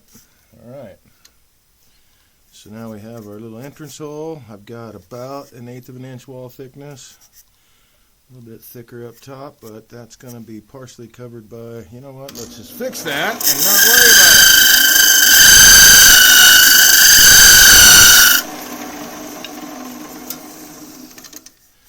All right.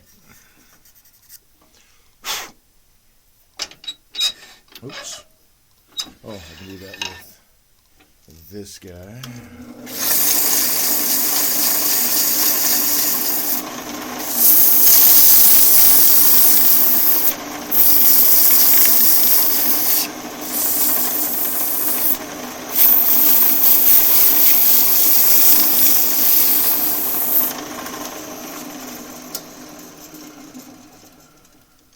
So I unbury my lid there. It will look like that. Put a little bitty finial or a sphere on the bottom. I think I would have liked to have the roof come out a little bit further, but that's not bad. Key, who's got the key? So this one is now not going to work for the next process, which is flipping it around and turning off the bottom. We will need this guy.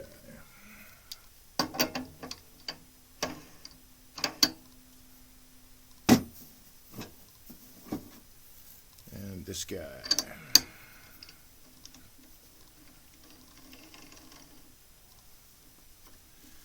Oh no, it's going to be pin jaws, isn't it? Yep, okay, cool. Pin jaws it is.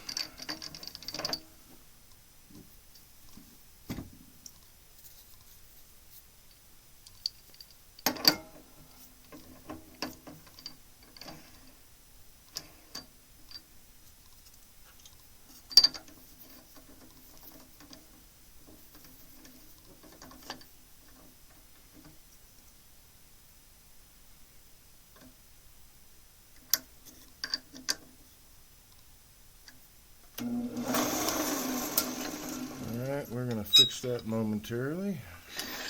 I'm doing it on time, 10 o'clock, an hour to go, okay.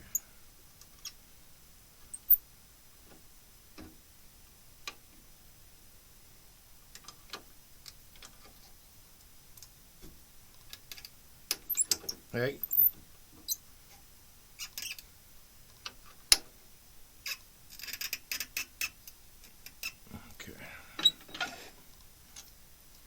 That guy out of the way.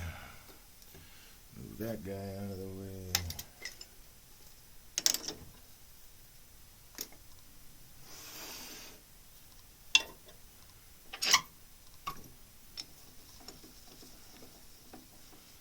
Let's see if this will straighten that up a bit.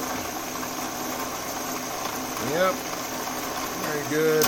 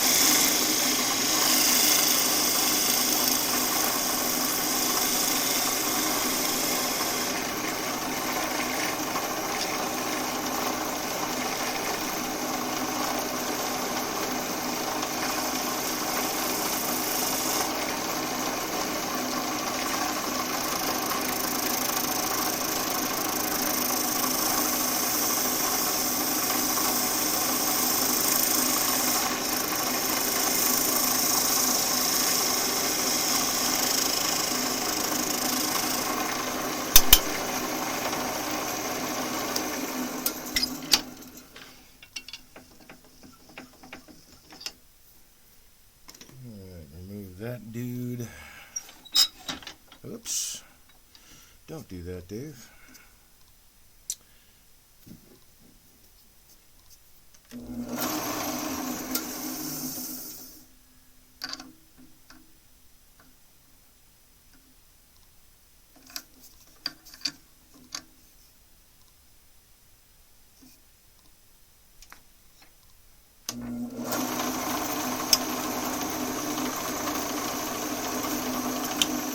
What the heck happened? It was running true.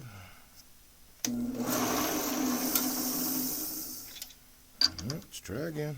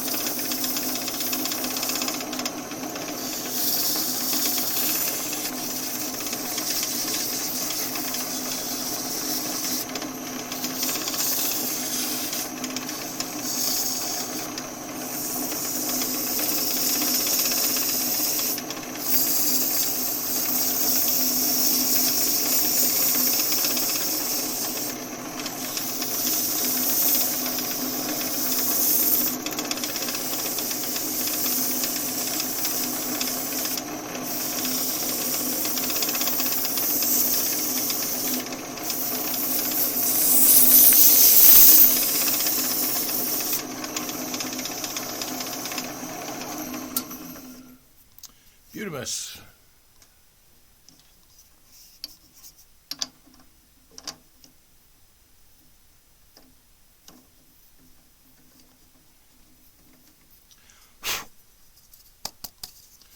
All right. So there we have a small little birdhouse. I'll just have to drill a hole for a perch. Yeah, cool. All right. And then just glue that together. I think, like Steve Promo, I will just use hot glue perhaps. You know, I think I'll just go ahead and use a wood glue. It's never going to come apart. It's not meant to come apart. So I will use wood glue. And there we have it. Cool. All right. Move this guy to the side.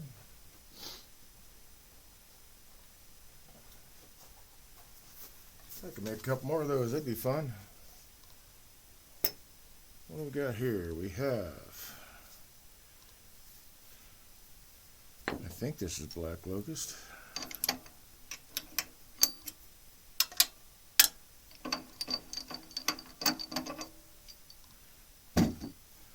Or do I want to do a bowl? Let's see. Bowl or that? Bowl or that? Bowl or that?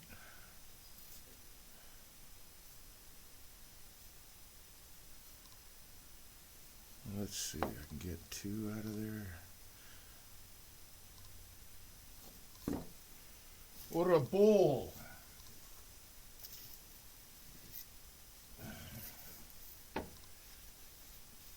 Out of elm, it looks like. You know what? Let's go with that. What the heck? Why not? Move this guy aside. That guy aside.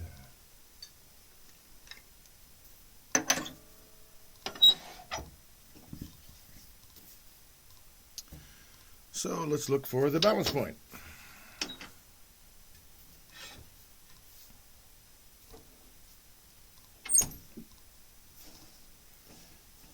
Pretty sure that's not going to be it.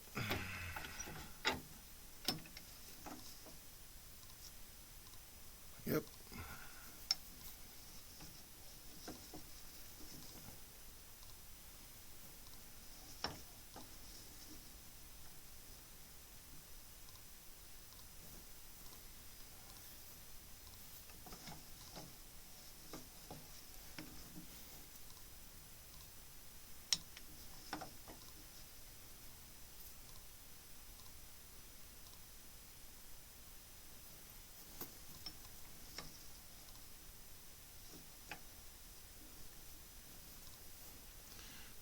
moved a 1/16 of an inch, if that.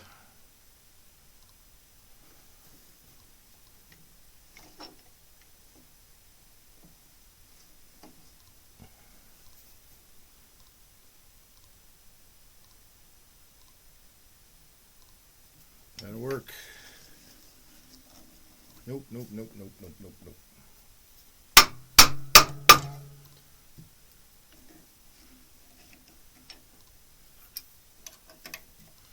So that means I can start at higher speed.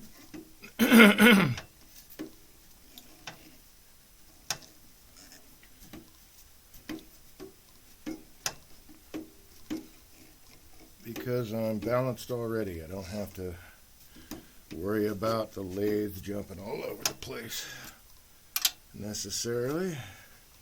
Oh yeah. Okay, so we're at 400.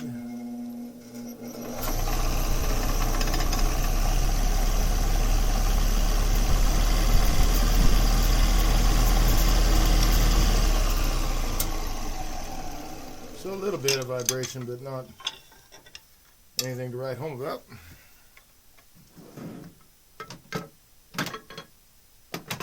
I can get the lathe speed up, and that's what my goal is, is.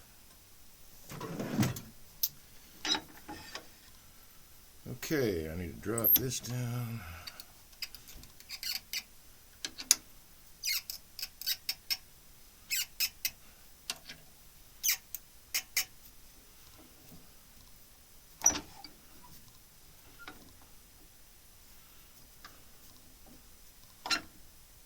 Make sure everything clears. Here we go. Start on the outside check.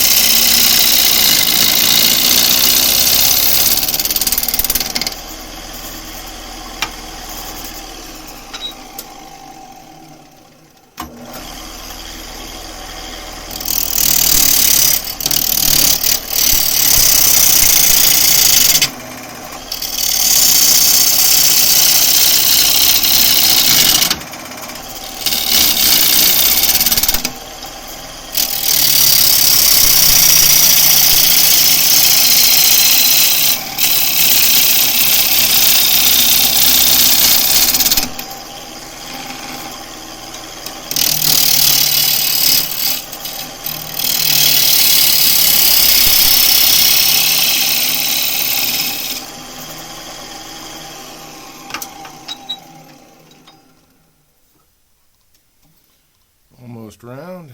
Ooh, do I leave that though? That looks really groovy. Can I leave that? Let's see what happens here. Oh yeah.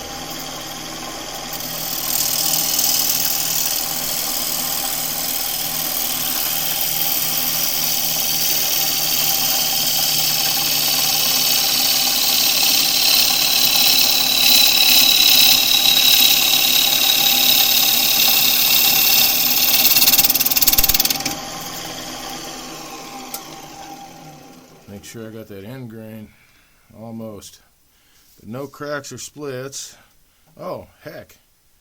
Is this elm or is this ash? I think this is ash. That looks really cool on the outside. I want to leave that. as much as I can. Okay, so that needs, well, I can come off that way and I can come off that way. All right, so I want to refine the bowl shape a little bit.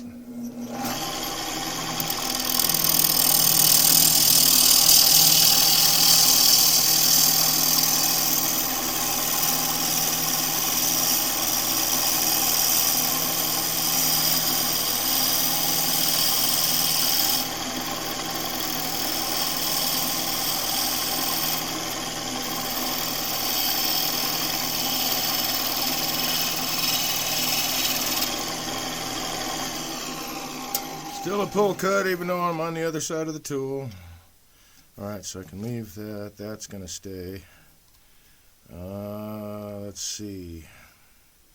So that needs to go just a skosh that way. I think that might do it. No. Let's try again. Okay, I think that might do it.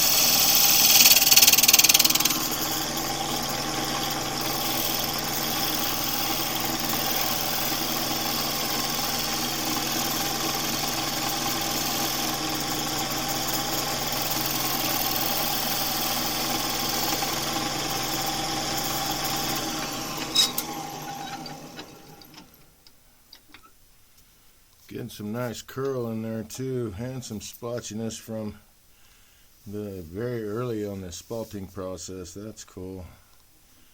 Alright, so that seems to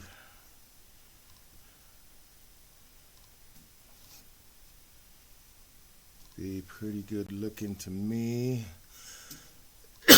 Let's see, take a look at this curve. Alright, I think I can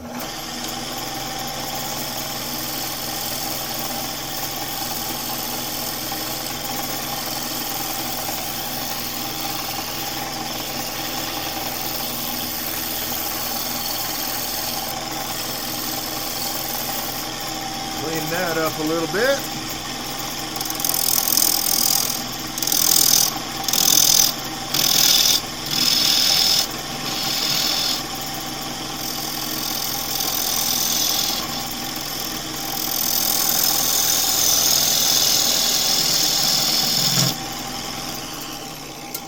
Alright, what do I got to work with up here for a chuck? Oh, not a whole lot. But it would be, well, no, it's not going to sit flat that way. Ah, darn it, I don't guess I get to keep, well, let's see, if I tuck this in a little bit more, maybe I can still keep most of that.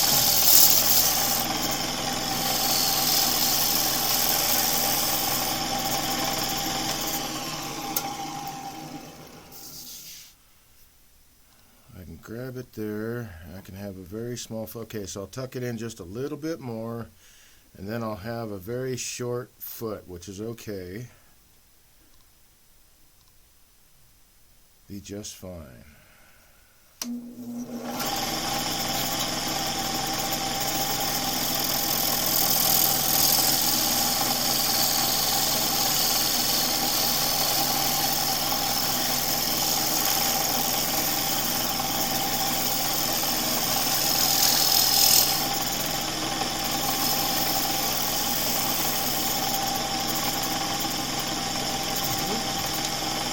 Almost. There we go. So keep that, a big chunk of that, and I'll have that foot. All right. I am in.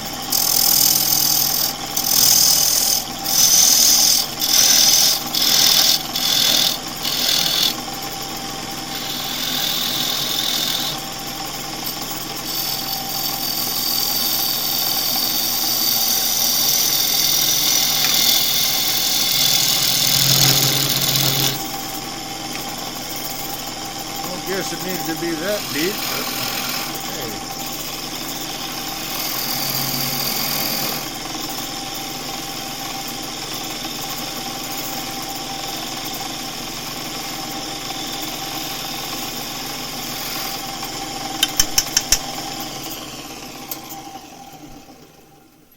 Okay, yeah, that's a nice looking foot.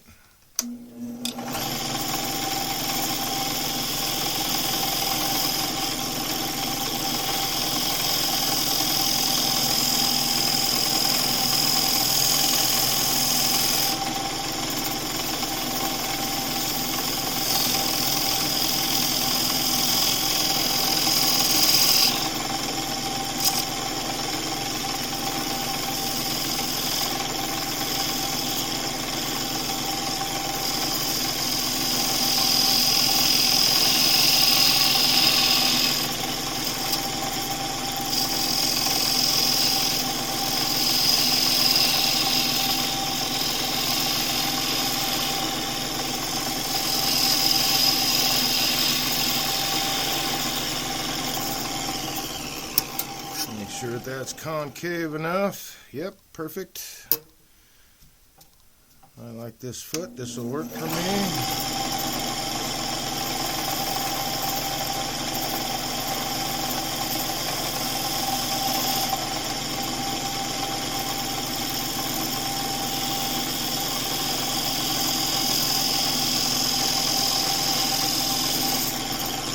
I am of the opinion, and I know I talk about it a lot, but I'm serious. It's like turning is mostly finesse. And the more you practice, the better you finesse. Alright, so I'm going to take the rim down to right there. I think. Let's see how it looks on the other side. 1, 2. Almost 1, 2. Cool. So that'll be kind of balanced. It's not going to be dead center, which is alright. My little line XH, whatever you want to call it, is going to be off a little bit, but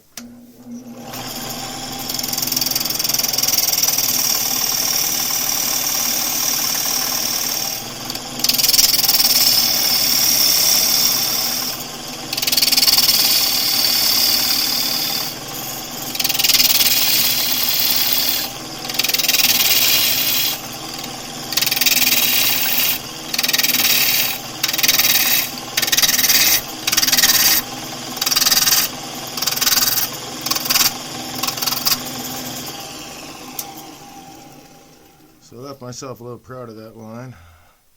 So I'm going to go down to that second ring. They just almost are right at the same level, so I got lucky there. I got a good hold there, so I can do my sanding. Do I want to do any kind of embellishment on this dude? Let's see, I've got that much there and nothing there. Nope, so we'll just sand it. And I will do that with the Greg sander with no air.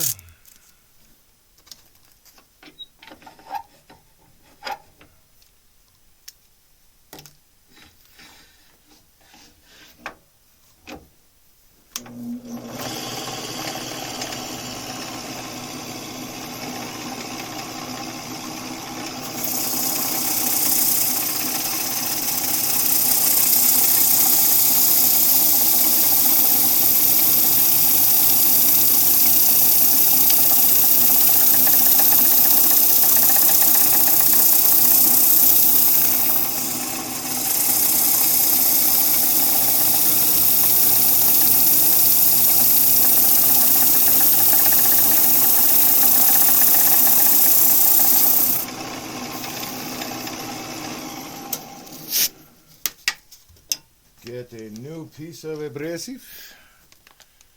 Go over it one more time. That looks really good though. I'll go, no, a little bit going on there. So I'll go again. And then I'll hit it with 220. And then we'll flip the bowl around in a chuck and hollow it out.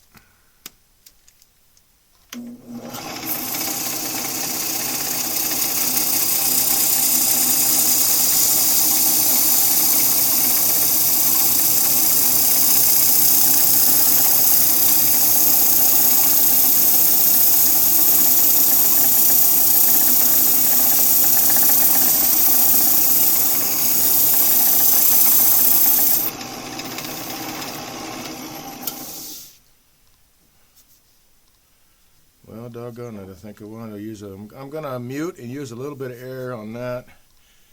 And that spot, that's an end grain, I'm going to have to come at it from the other direction. My lathe doesn't reverse. So I will be back with my audio in a little bit. We'll just run this and run the, and I see that the music, sorry, what does this say? Got to get going to bed, have fun carving. Thanks, buddy. Thanks for stopping by, man. Hope you rest well. Looks like the tunes have stopped. Why is that?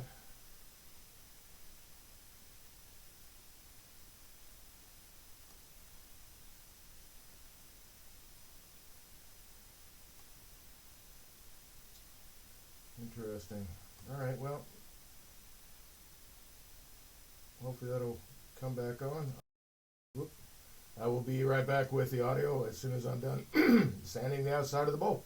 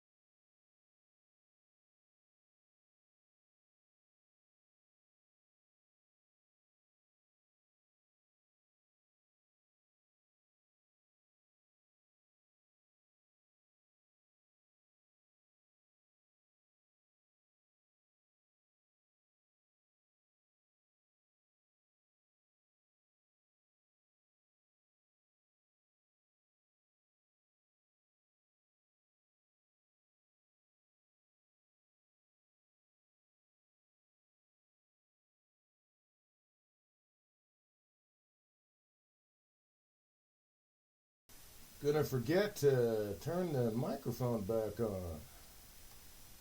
Why is this not playing?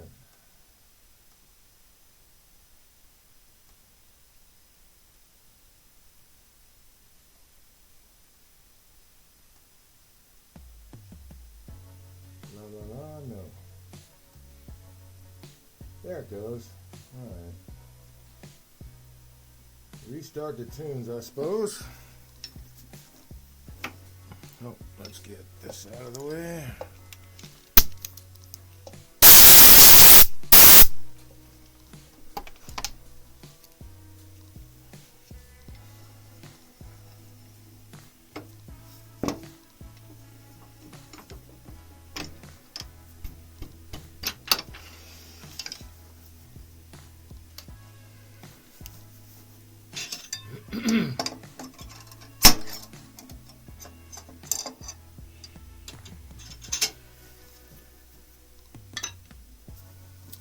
And we bring out this guy. Hopefully I don't have to change jaws.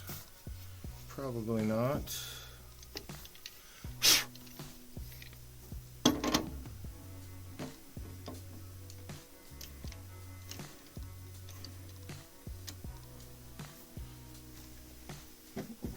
But we're about to find out.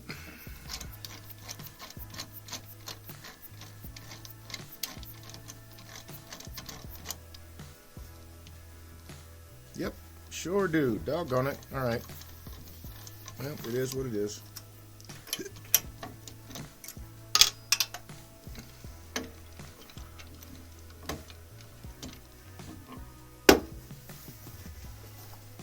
I can definitely see benefits of owning more, not only of one set of jaws, but also of the same type of chuck.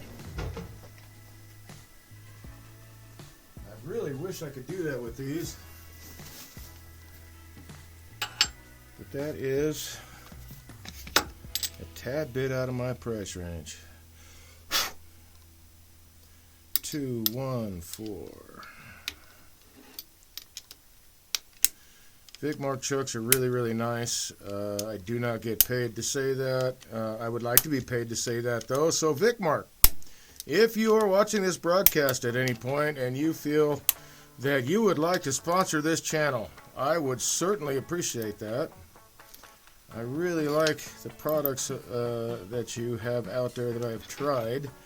One being one of the lathes. I believe it was a VM 200, maybe? Maybe it was 100. I think that's the numbers for those. Lathes, and then your chucks are amazing.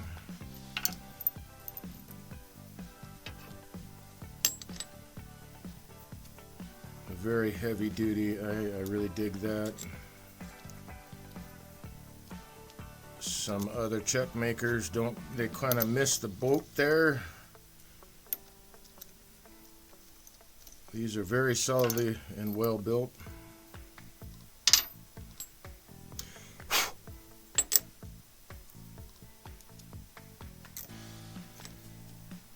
So if anybody from Vicmark catches this broadcast and you would like to sponsor this channel, let me know. Thank you.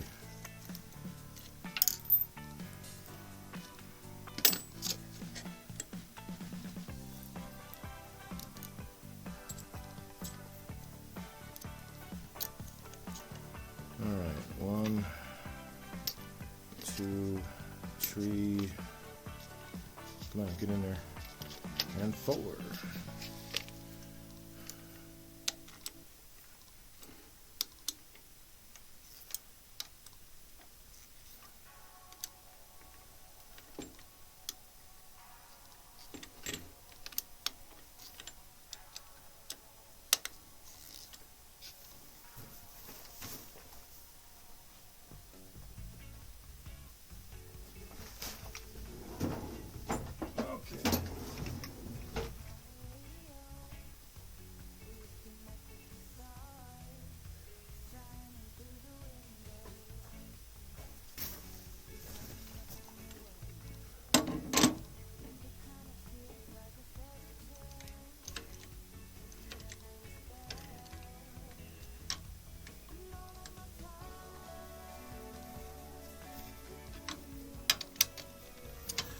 Now, let's see if this will close down enough.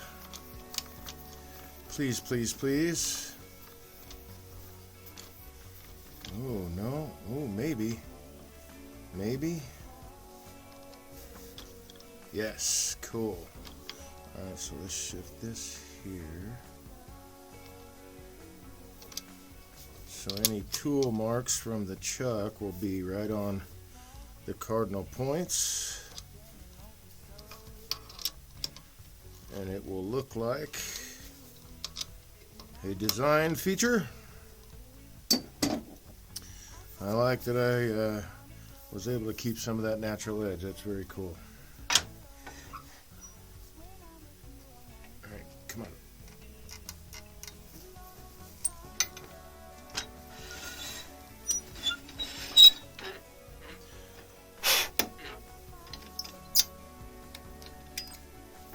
Before I do that, let's make sure we're at the right height here. Nope. Need to drop it down a little bit. I think that'll be okay. Let's go another flat.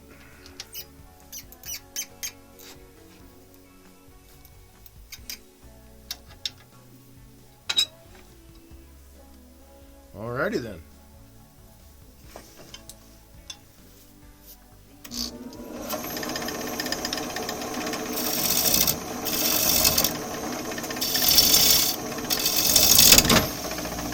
Well, that blows. Come on now. Oh, I see what happened. I did not see that coming. I should have taken the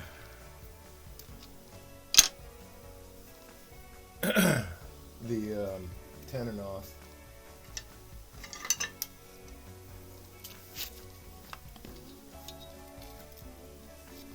That's what the chuck tightened on.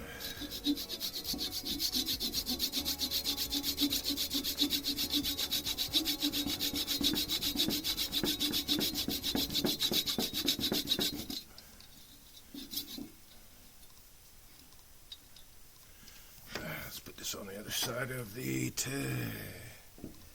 banjo there.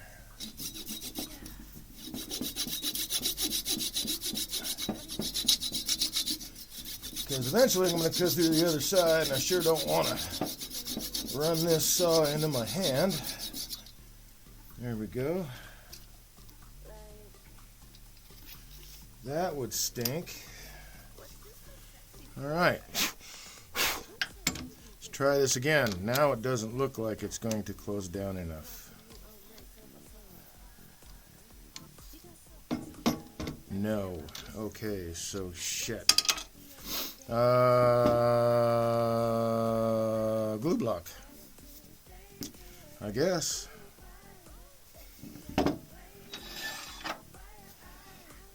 Okay. Then I will do this way.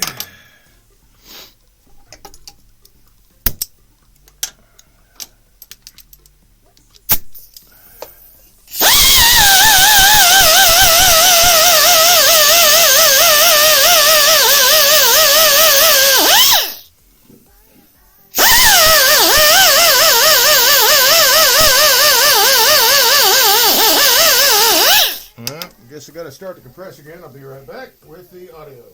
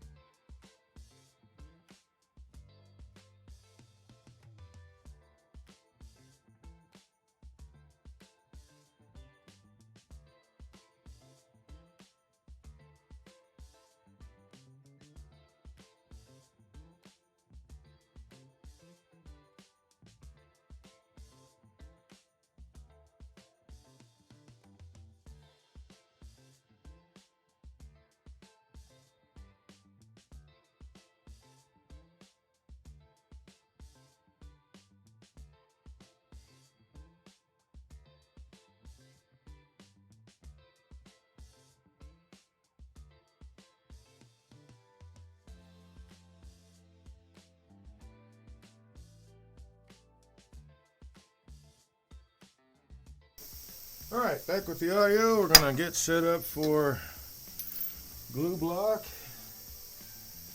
Happen to have one standing by.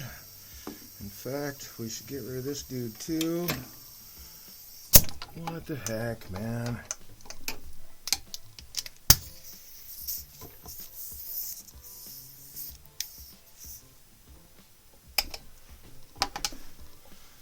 Slowly leaking air out of the air hose. Had to put a stop to that. It's right at the nipple joint. Okay, so got to find center again. I could have sworn I put the magic pencil back.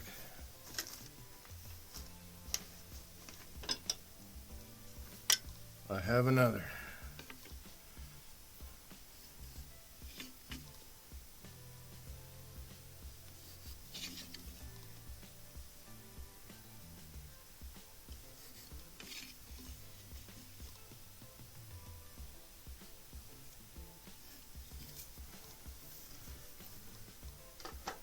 Make sure to put that one back.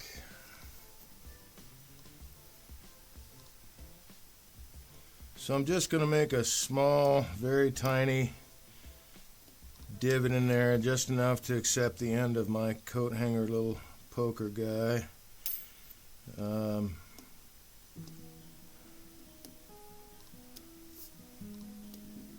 Not too deep,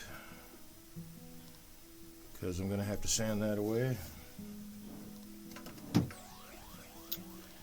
Oh, I need the magic pencil again to set my glue block.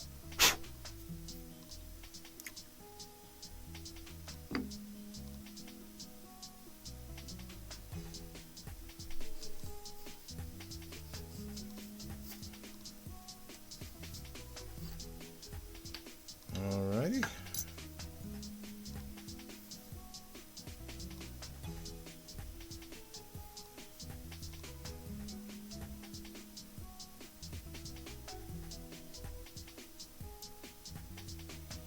So now, since the line was drawn on the outside of the glue block, I got to put the glue on the inside of the line that I drew.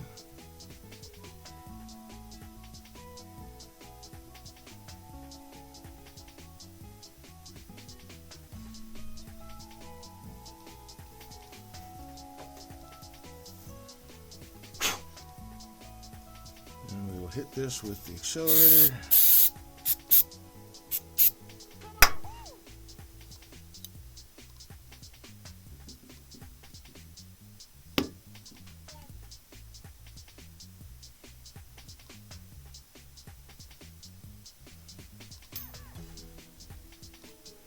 Hopefully that's centered. We're gonna find out.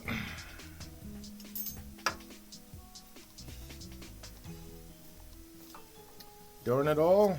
Hopefully it's not off too bad.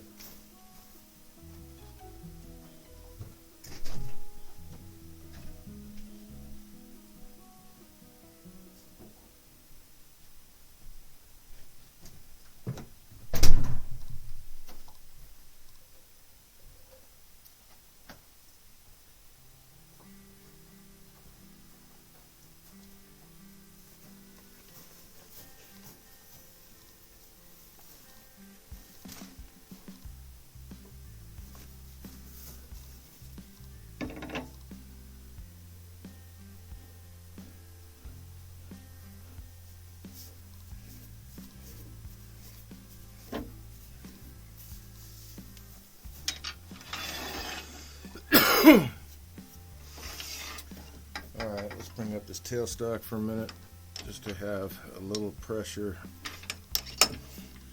against the face of the bowl here.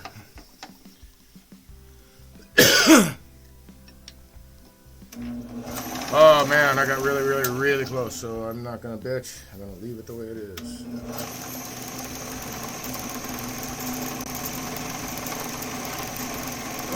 Looks like a good speed to me.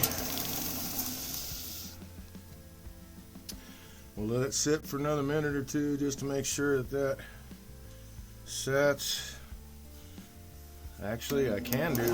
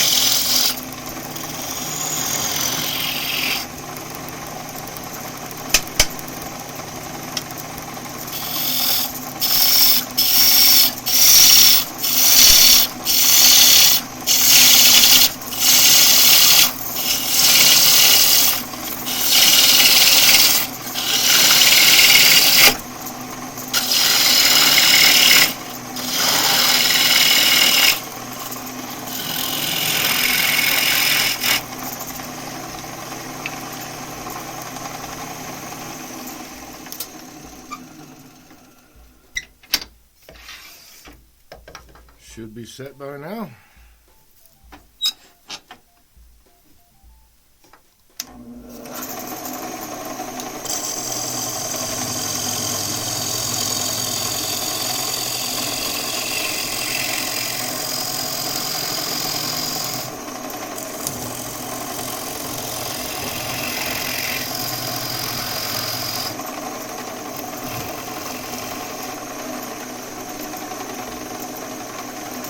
Pardon me, I forgot the elbow poker dude.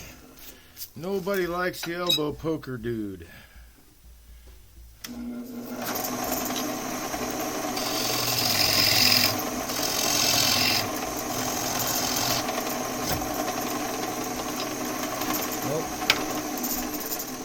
Come on, I can't be. Well, maybe I'm a little high.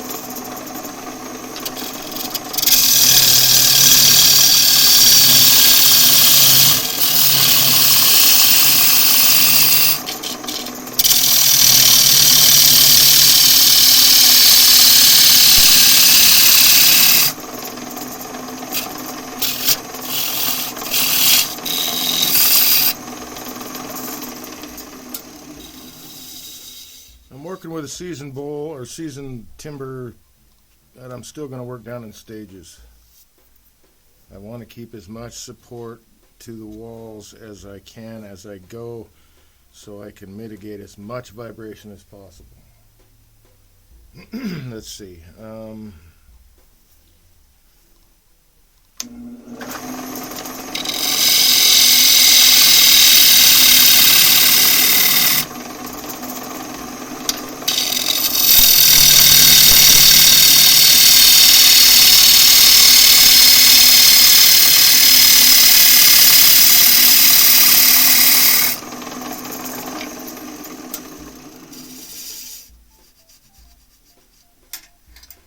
Not sure what wall thickness I want yet.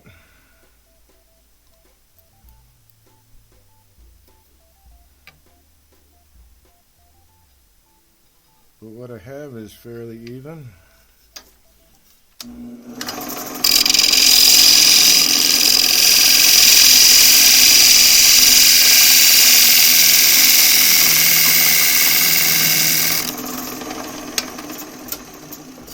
I think that turned it up pretty well. Let's see.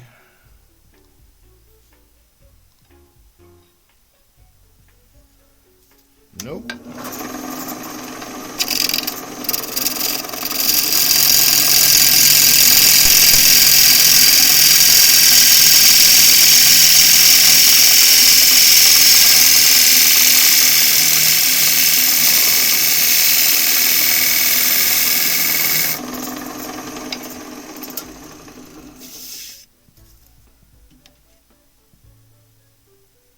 There we go. I'm wondering if I need to swap to a sharper tool. I think I will.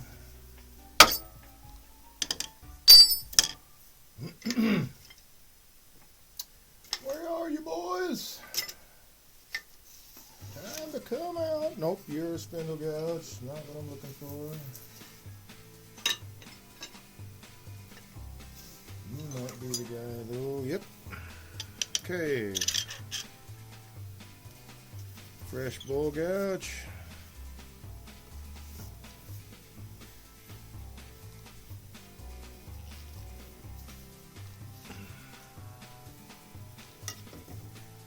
Alright, let's check this again.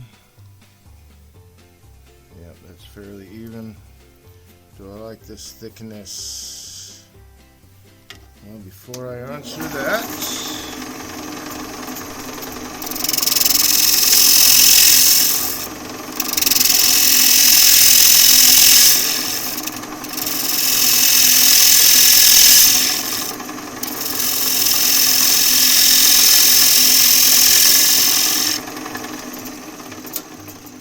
I would like to have an inward facing rim.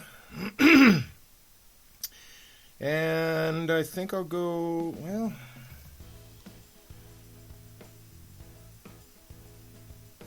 I'll go a little bit thinner.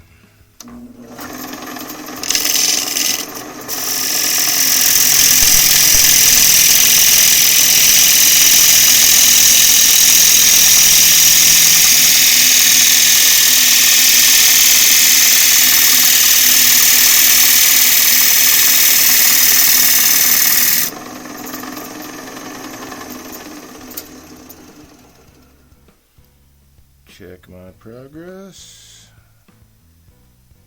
Stayed even already. How does that look?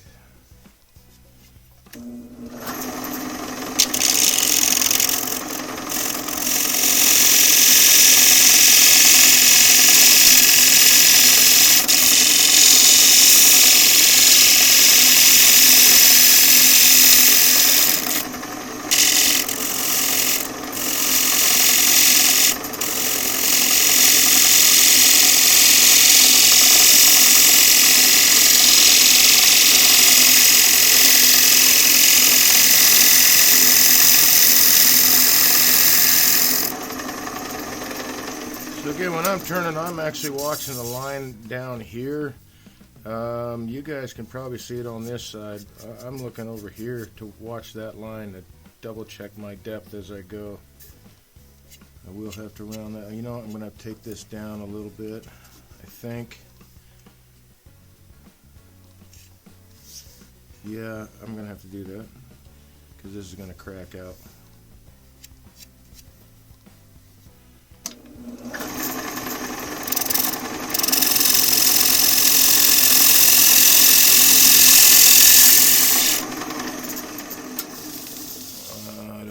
That got that almost.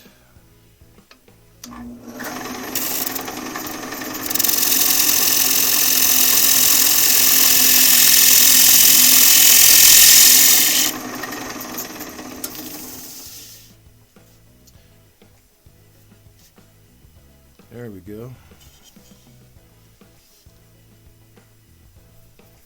Hey, while I'm at it,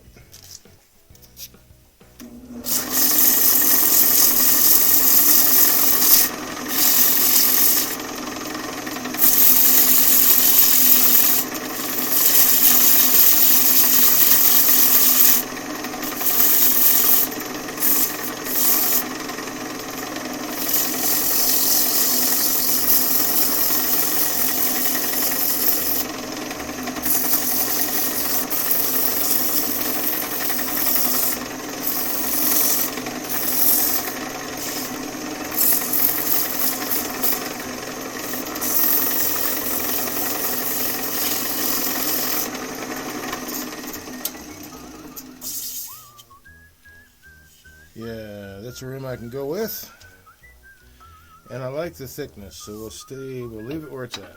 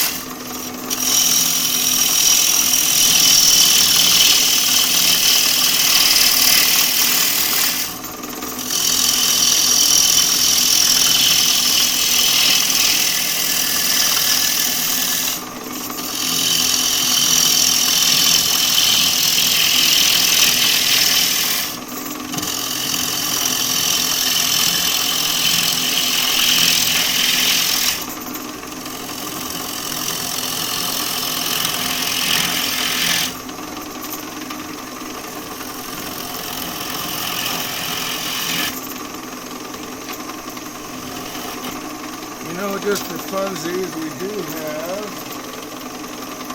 a can.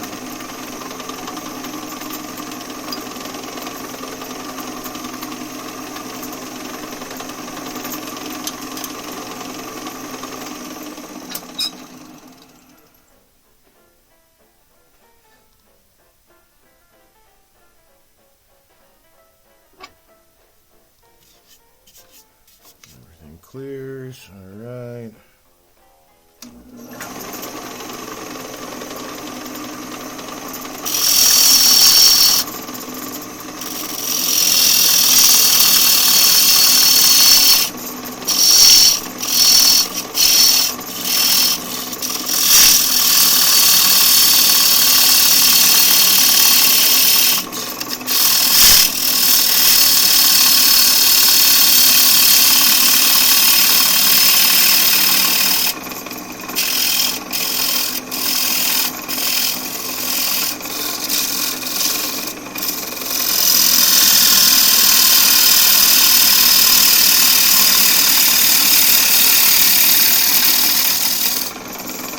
What I'm trying to do is trying to visualize, like with one eye, I might cut on the inside against the outer wall to get close to an even thickness to start from. And I am just really close to being parallel.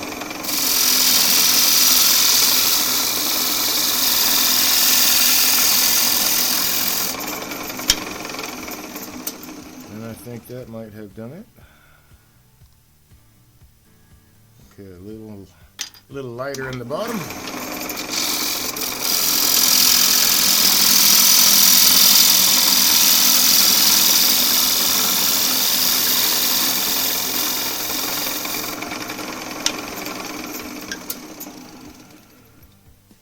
See if I overcompensated. I did not. Nailed it right there. Okay. I think I can get a little closer here. Oh, you know what? I'm going to switch to my longer tool rest since this is a fairly wide bowl. So, bear with me.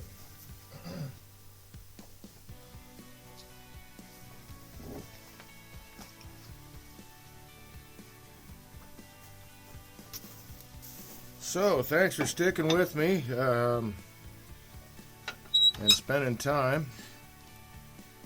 I realize it's about 11 o'clock, but I'm pretty close to finishing this bowl, so I'm going to keep after it, and I'm going to keep streaming it. So if you'd like to stick around, please do.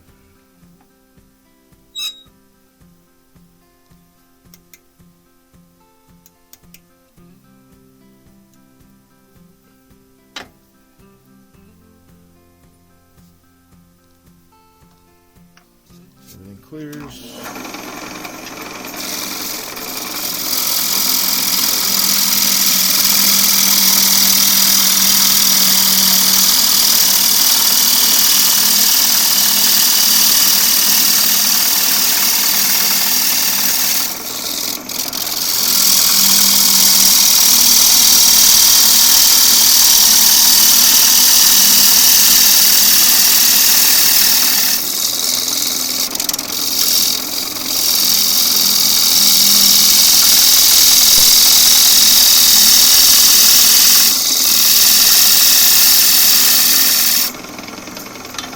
Already see that the outer edge of the bowl is starting to flex a little bit. That's why I do this in stages, especially with the green wood.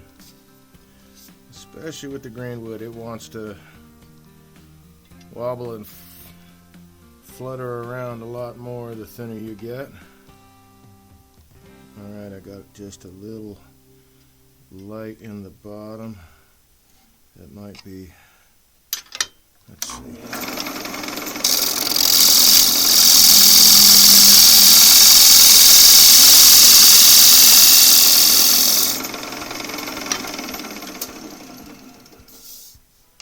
That took care of it.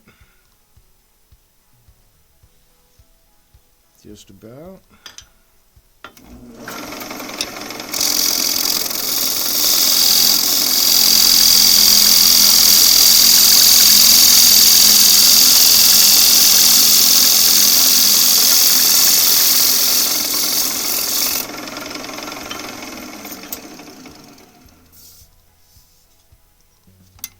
Just making sure I'm not on one of the natural edge, because that will give me a whole different reading.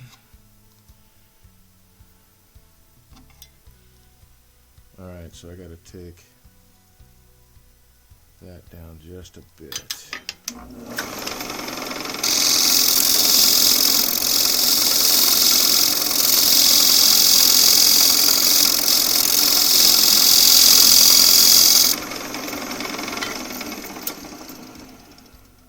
Hopefully I'm not over the shoulder cam or in the back of the head cam or anything like that.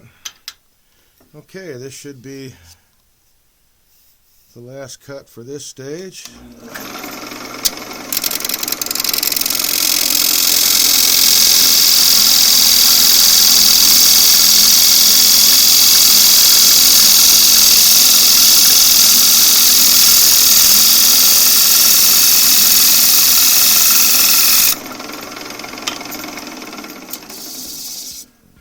Looking mighty nice. Let's double check our wall thickness. Looking pretty good.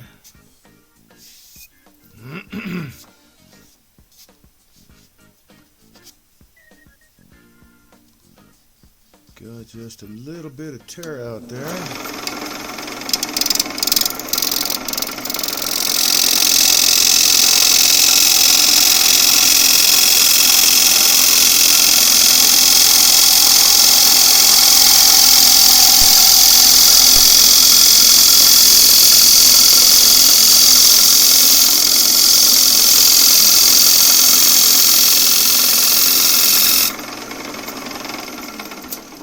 Which for me with ash is a little unusual.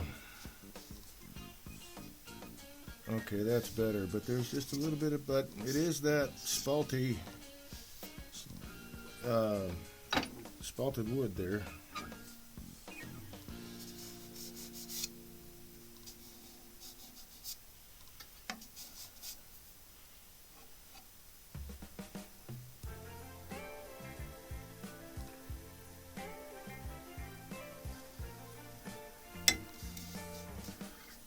Oops, I'm not feeling on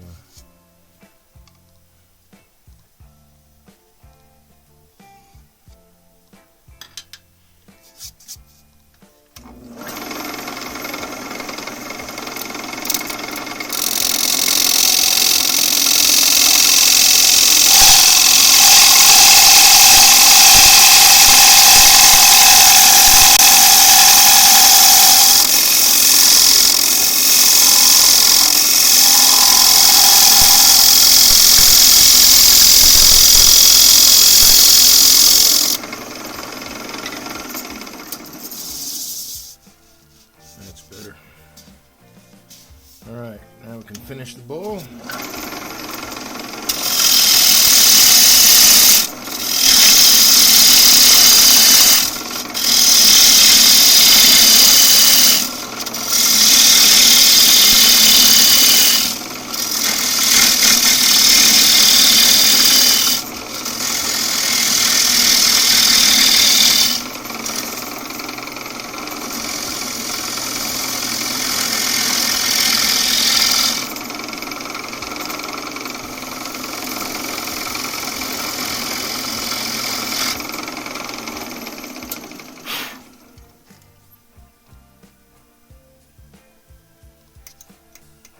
Seems like my tool rest was just a shade too low.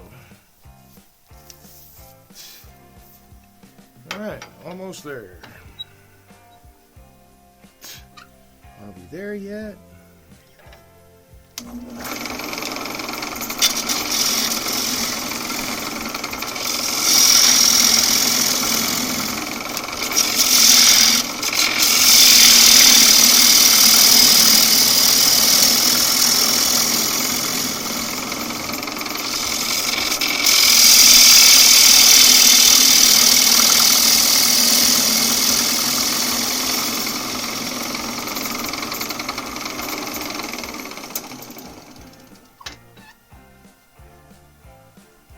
Give myself a little bit more tool rest in there. Okay, that looks really close. But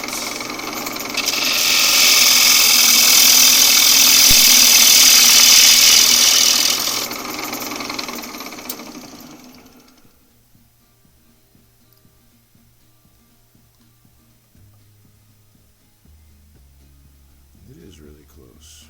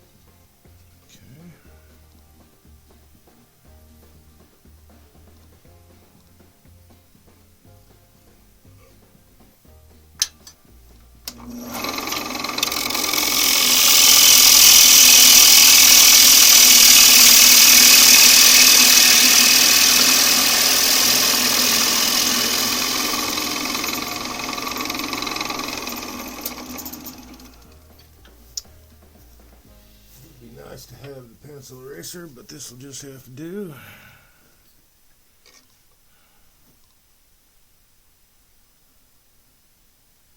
Almost even.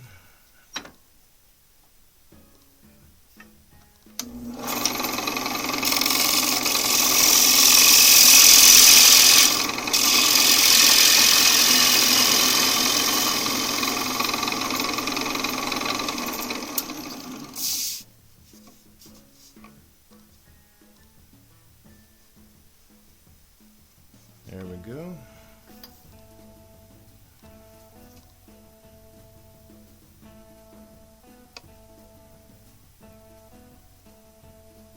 All right.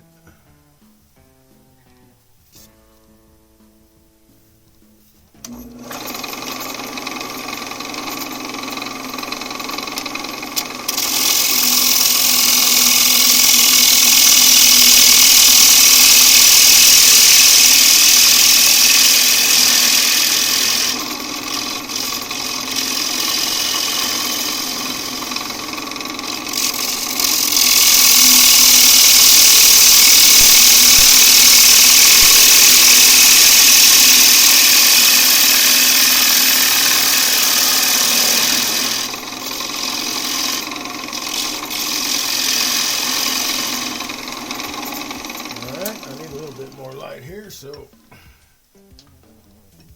hopefully that probably washes it out a bit, but let's get rid of this one. Looks like that helped a little bit.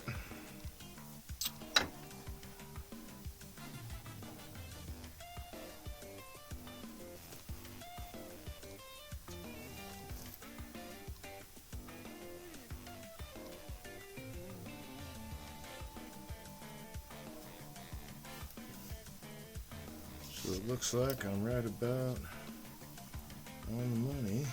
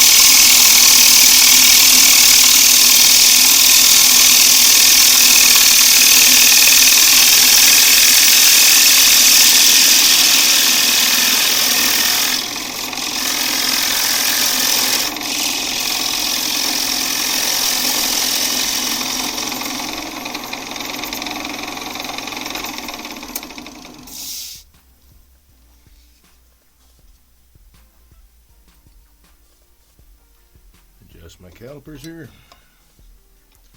to a little bit smaller than that.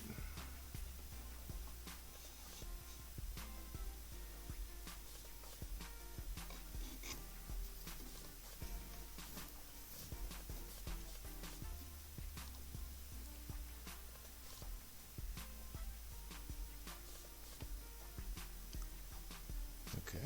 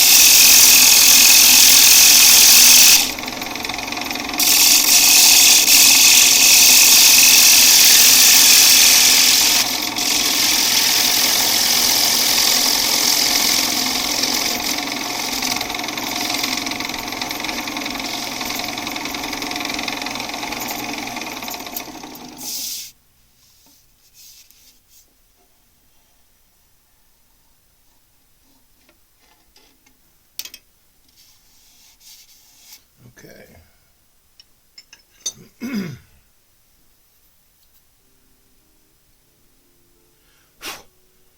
Think I'll go put a little bit of a fresh edge on my scraper here.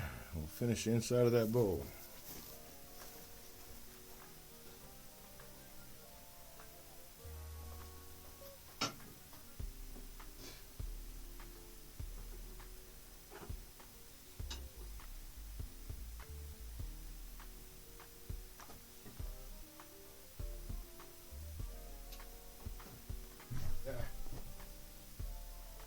Don't bonk your head, Dave.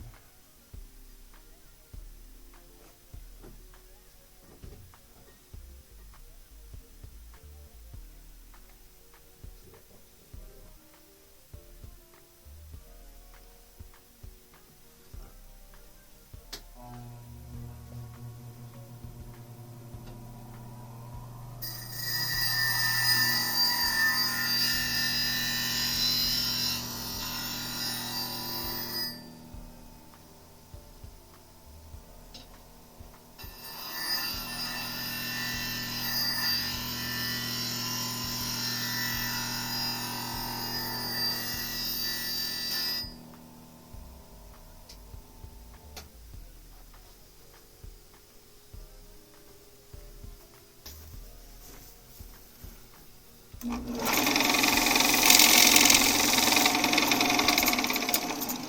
raise this up a little bit.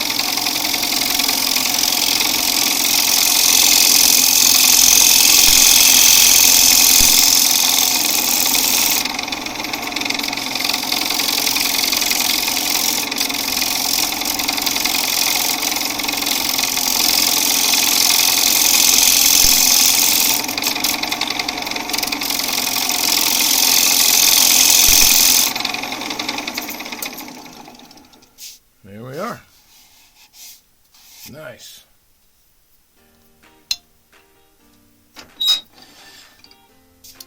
Now what I can do is take this bad boy off the glue block.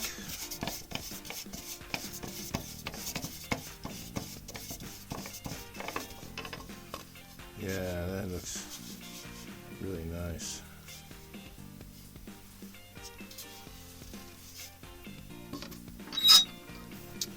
Get rid of this dude and that dude. Let's see, I can put this away. I will need that.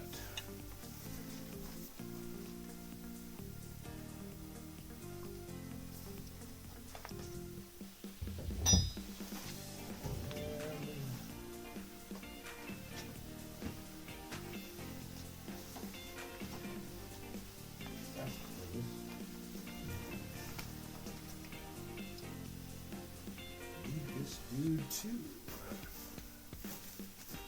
Whoops, got one thing. Need a chisel to break that glue line.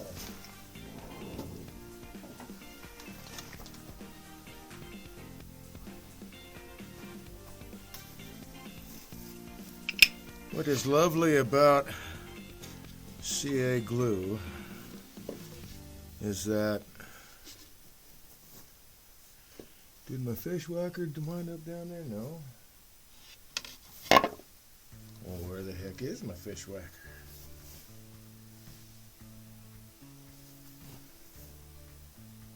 Okay, I'll use this. Probably buried in the shavings. As I was saying, the CA glue has really high shear strength, meaning twisting and breaking. Twisting to break the glue line is very difficult to do. But a blow from the side separates it pretty easily.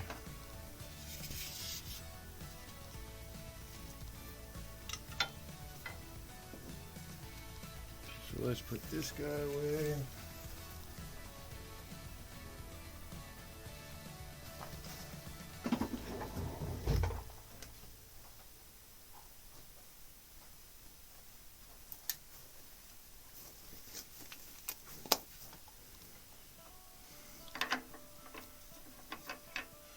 Got to be careful of that CA glue. It's very sharp around the edges there.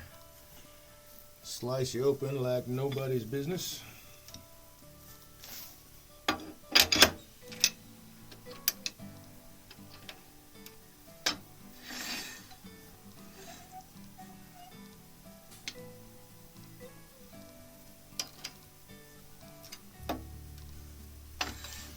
All right, I'll make it go straight then.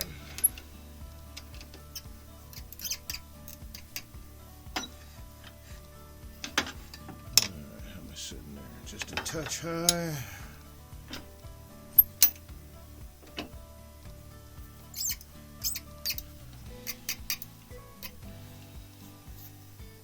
Let's move that bowl. So I'm going to clean off this glue. Then we'll set this up as a friction drive.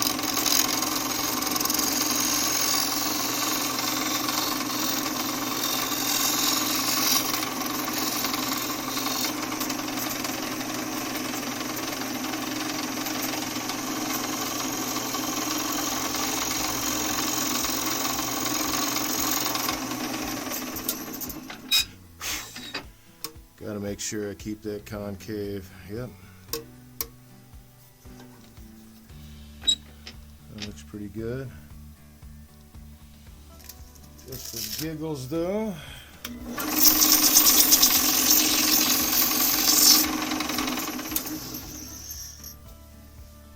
Okay, now I need the bowl, tailstock, live center,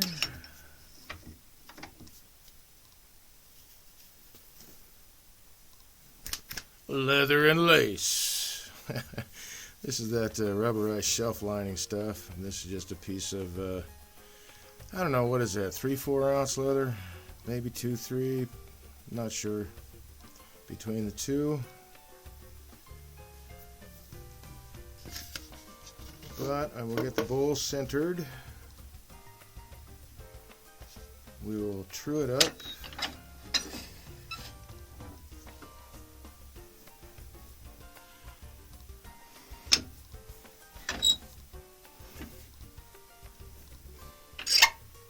And I think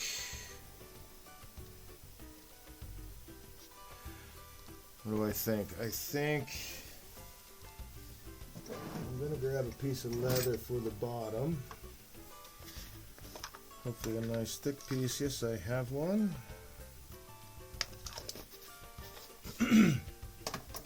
Because that little divot that I made to set the coat hanger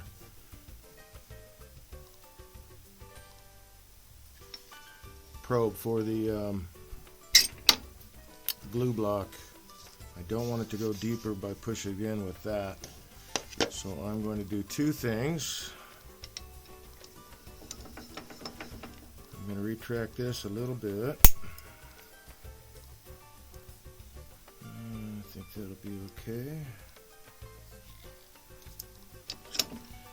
And then I'm going to back it or front it with leather. Let's get this set up again. And this dude up.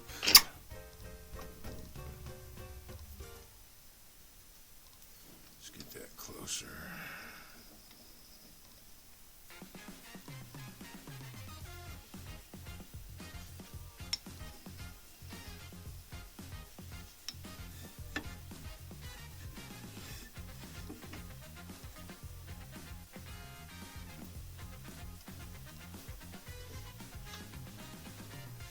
Okay, so that's got to come down a bit. Whoops, too far, I'm quite sure. Yep. That's got to come down a bit.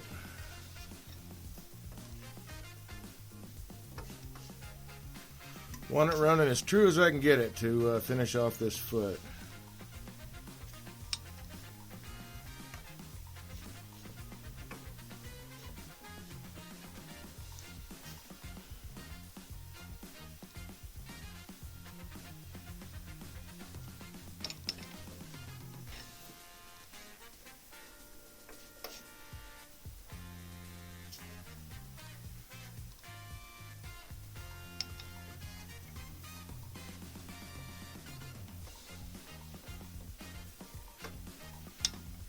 Let's see. And we only want enough pressure to where I can't, well, a little bit more, so where I can't twist that very easily. Just that amount of pressure, because I don't want to drive the wood too deep into the bowl and leave a mark on the inside.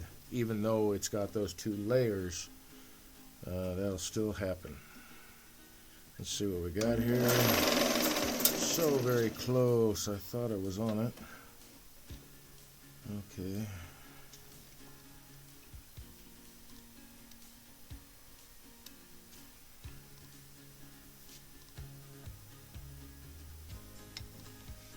Let's try that. Nope, too far.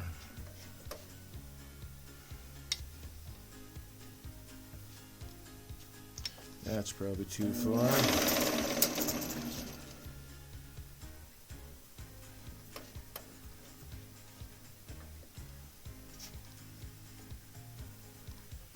I will get it. I usually do.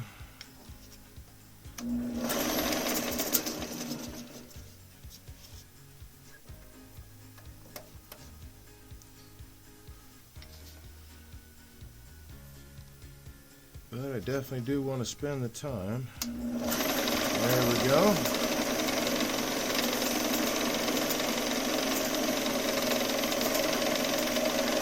To do it right. Want to spend the time to do it right. So I'm scraping to clean the glue off before I make my cut. And I do want to round the bottom a little bit more. There we go.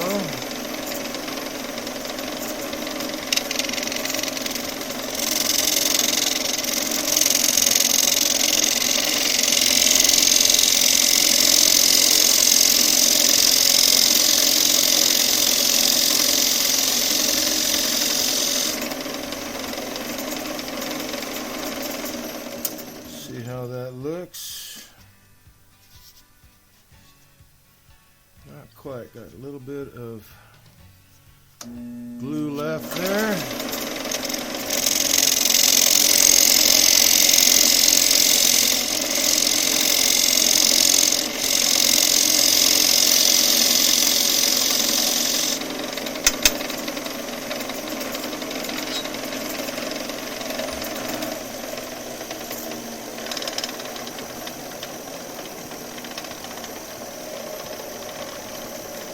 Is that my 220? Yep.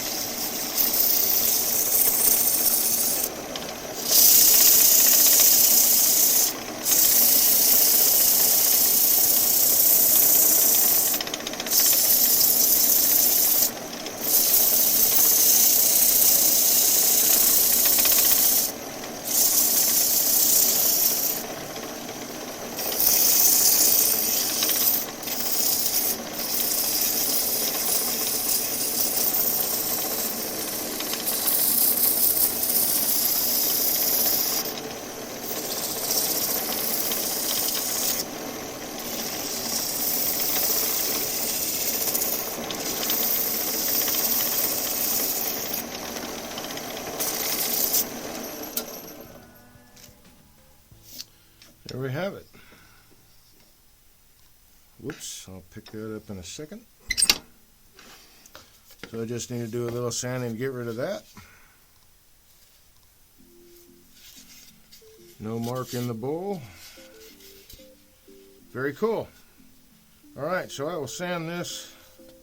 Actually, I'll just do it right now. Let me get that piece of leather so I can put that guy back where he belongs. Always good to find your tools where you left them, right? Even better to remember where you left them.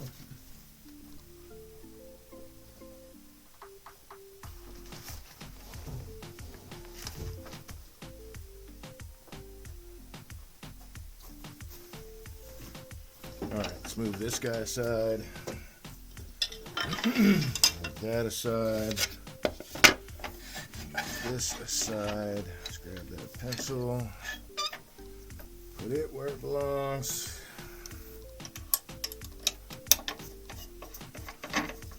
Don't need the glue block anymore. Take that off. Whoops. Set that down there. I need my death towel.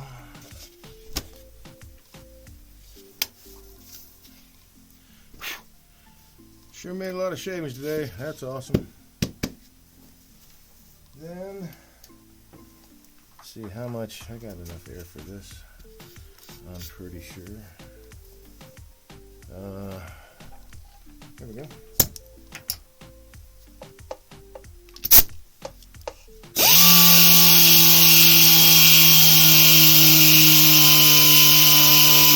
Nope, maybe not.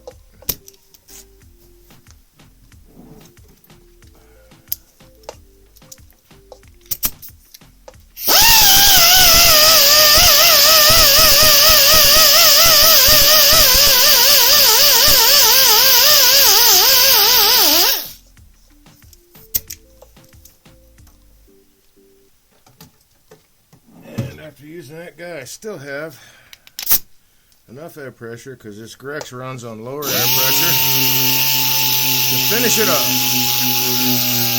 without having to turn on the compressor.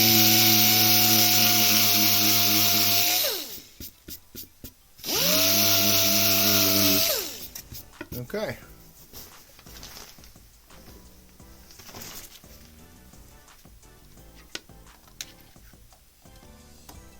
make sure. The running joke is in our turning club here in Traverse City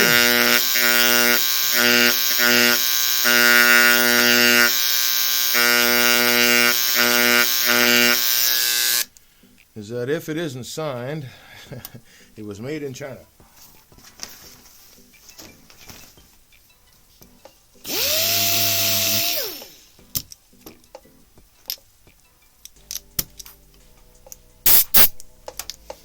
Groovy. I just need a little bit of work on the inside. Man, not much. But there we are. So we have done lidded box. Oh, let's get back up here. Just took my glasses off. Whoops, let's go back to this guy. Alright, so we've done a lidded box, a miniature birdhouse, and then this bowl in 3.5 hours. Not bad. Not bad. And that was winging the birdhouse. Yeah. Oh, anyway. I hope you had a good time watching what was going on. I hope you learned something. I hope that as I am explaining things, it's clear and concise for you. Please feel free anytime if you don't understand something, throw something in chat. I look at chat fairly often. I try to keep up with it in between little breaks from turning and all that. So please go ahead and do that. But as an introduction again, my name is Dave Reif. I'm a woodturner, a disabled vet. I started turning as therapy for PTSD. I almost gave it up because, I was following, I didn't know there was a turning club in town, for one. And for two, I was following advice off of YouTube, which I really suggest, especially new turners, don't do that. Find your local wood turning club. Take classes from a well-known turner or a turner who knows what they're doing, is an instructor. I'm not well known yet, but I do teach. Working on, that's what one of the reasons I started this channel was to become a better teacher and a better demonstrator and a better turner. And at the same time, I want to help others like yourself become a better turner, and that gets paid forward. But I do teach one-on-one intensive classes. I intend for this channel to teach, at least show, talk about the cuts that I'm making and all that. Teach those things. The main thing about all of it, though, is practice, and you have to know, you have to learn what tool works best for you, what grind works best for you, how to set up your shop so it's more conducive to turning, how to the ABCs of turning, anchor, bevel, cut, where the tool should be, as opposed, say, like at center point, where you're turning, what tool, because every tool is a little bit different as far as where it needs to hit the surface. There's a list, a long list, how to choose the right wood, how to find wood, there's just all kinds of stuff. So please get involved in your local turning club. Please pursue education from an instructor, a turner who knows what they're doing. You'll get the basis that you need to be more successful. If you learn the proper habits the first time and then practice those habits, they become fluid, almost unthinking. It's a muscle memory thing. That's why you see me turn some of the ways that I do. It's just all muscle memory. I don't really necessarily have to look at what I'm doing depending on the situation.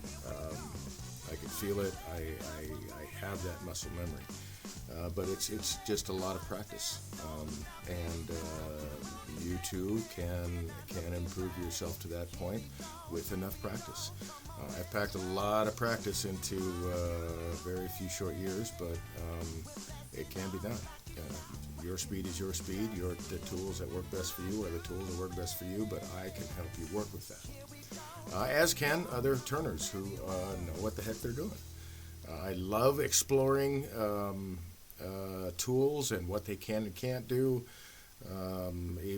It's like tonight was the very first time.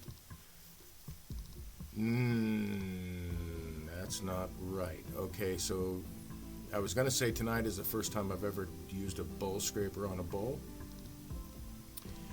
That's not true. It is, however, the first time I did it correctly. Because when I did it, and it was early on in my turning journey, I didn't know how to handle the tools. I had no idea. And watching YouTube and following the advice, what I learned from YouTube was wrong and bad stuff. So be safe. Learn from somebody who, like, I know I keep repeating it, but I want you to be safe, and I want you to enjoy the experience. And the way to do that is to start off with the safety and learning how to handle the tools and the cuts, and because there's 4 different cuts. There's only 3 shapes that you can make, but all the combinations of those shapes make things like bowls, birdhouses, boxes. There's just so many pieces in Lyle Jamieson's language, so many pieces to the puzzle, and he's right. There's a lot, and you don't pick it all up right away. But the basics you can, and as long as you practice them. I look at my turnings like every cut I have is both a practice cut and a finish cut. I want the best cut I can get every single time. So that's why I call it a finish cut. But every cut for me is a practice cut to practice that muscle memory, those movements. So I can do a push cut from the other side of the tool. I can pull it towards me and follow a curve. I can do things like top cutting or back hollowing. It's called top cutting in France. Back hollowing, at least in Australia, I think in the UK, but I'm not sure. And it's something that I taught myself, and then found information from Richard Raffin about back cutting, and I already had figured the thing out. So I learned a little bit from him, but in all the videos and stuff that I've seen with Richard Raffin doing back cutting, he doesn't do it to the extent that I do. I will actually hollow an entire hollow form, back hollowing, and get an even wall thickness. It's something I've really practiced, and I honestly thought at the time that everybody was doing it, but not everybody's doing it. So, but I want to learn. Like I say, I want to explore. I want to learn what all the tools can do, and that helps me become a better turner. Then I can teach that to others, and that helps them become a better turner. That's the whole gig, right? Pay it forward. So anyway, having said all that, I want to thank you for joining me this evening. I will be back again next Tuesday and Wednesday, 8 to 11 p.m. I hope you stay friendly. I hope you go practice your turning, and I hope to see you next Tuesday. Take care, folks.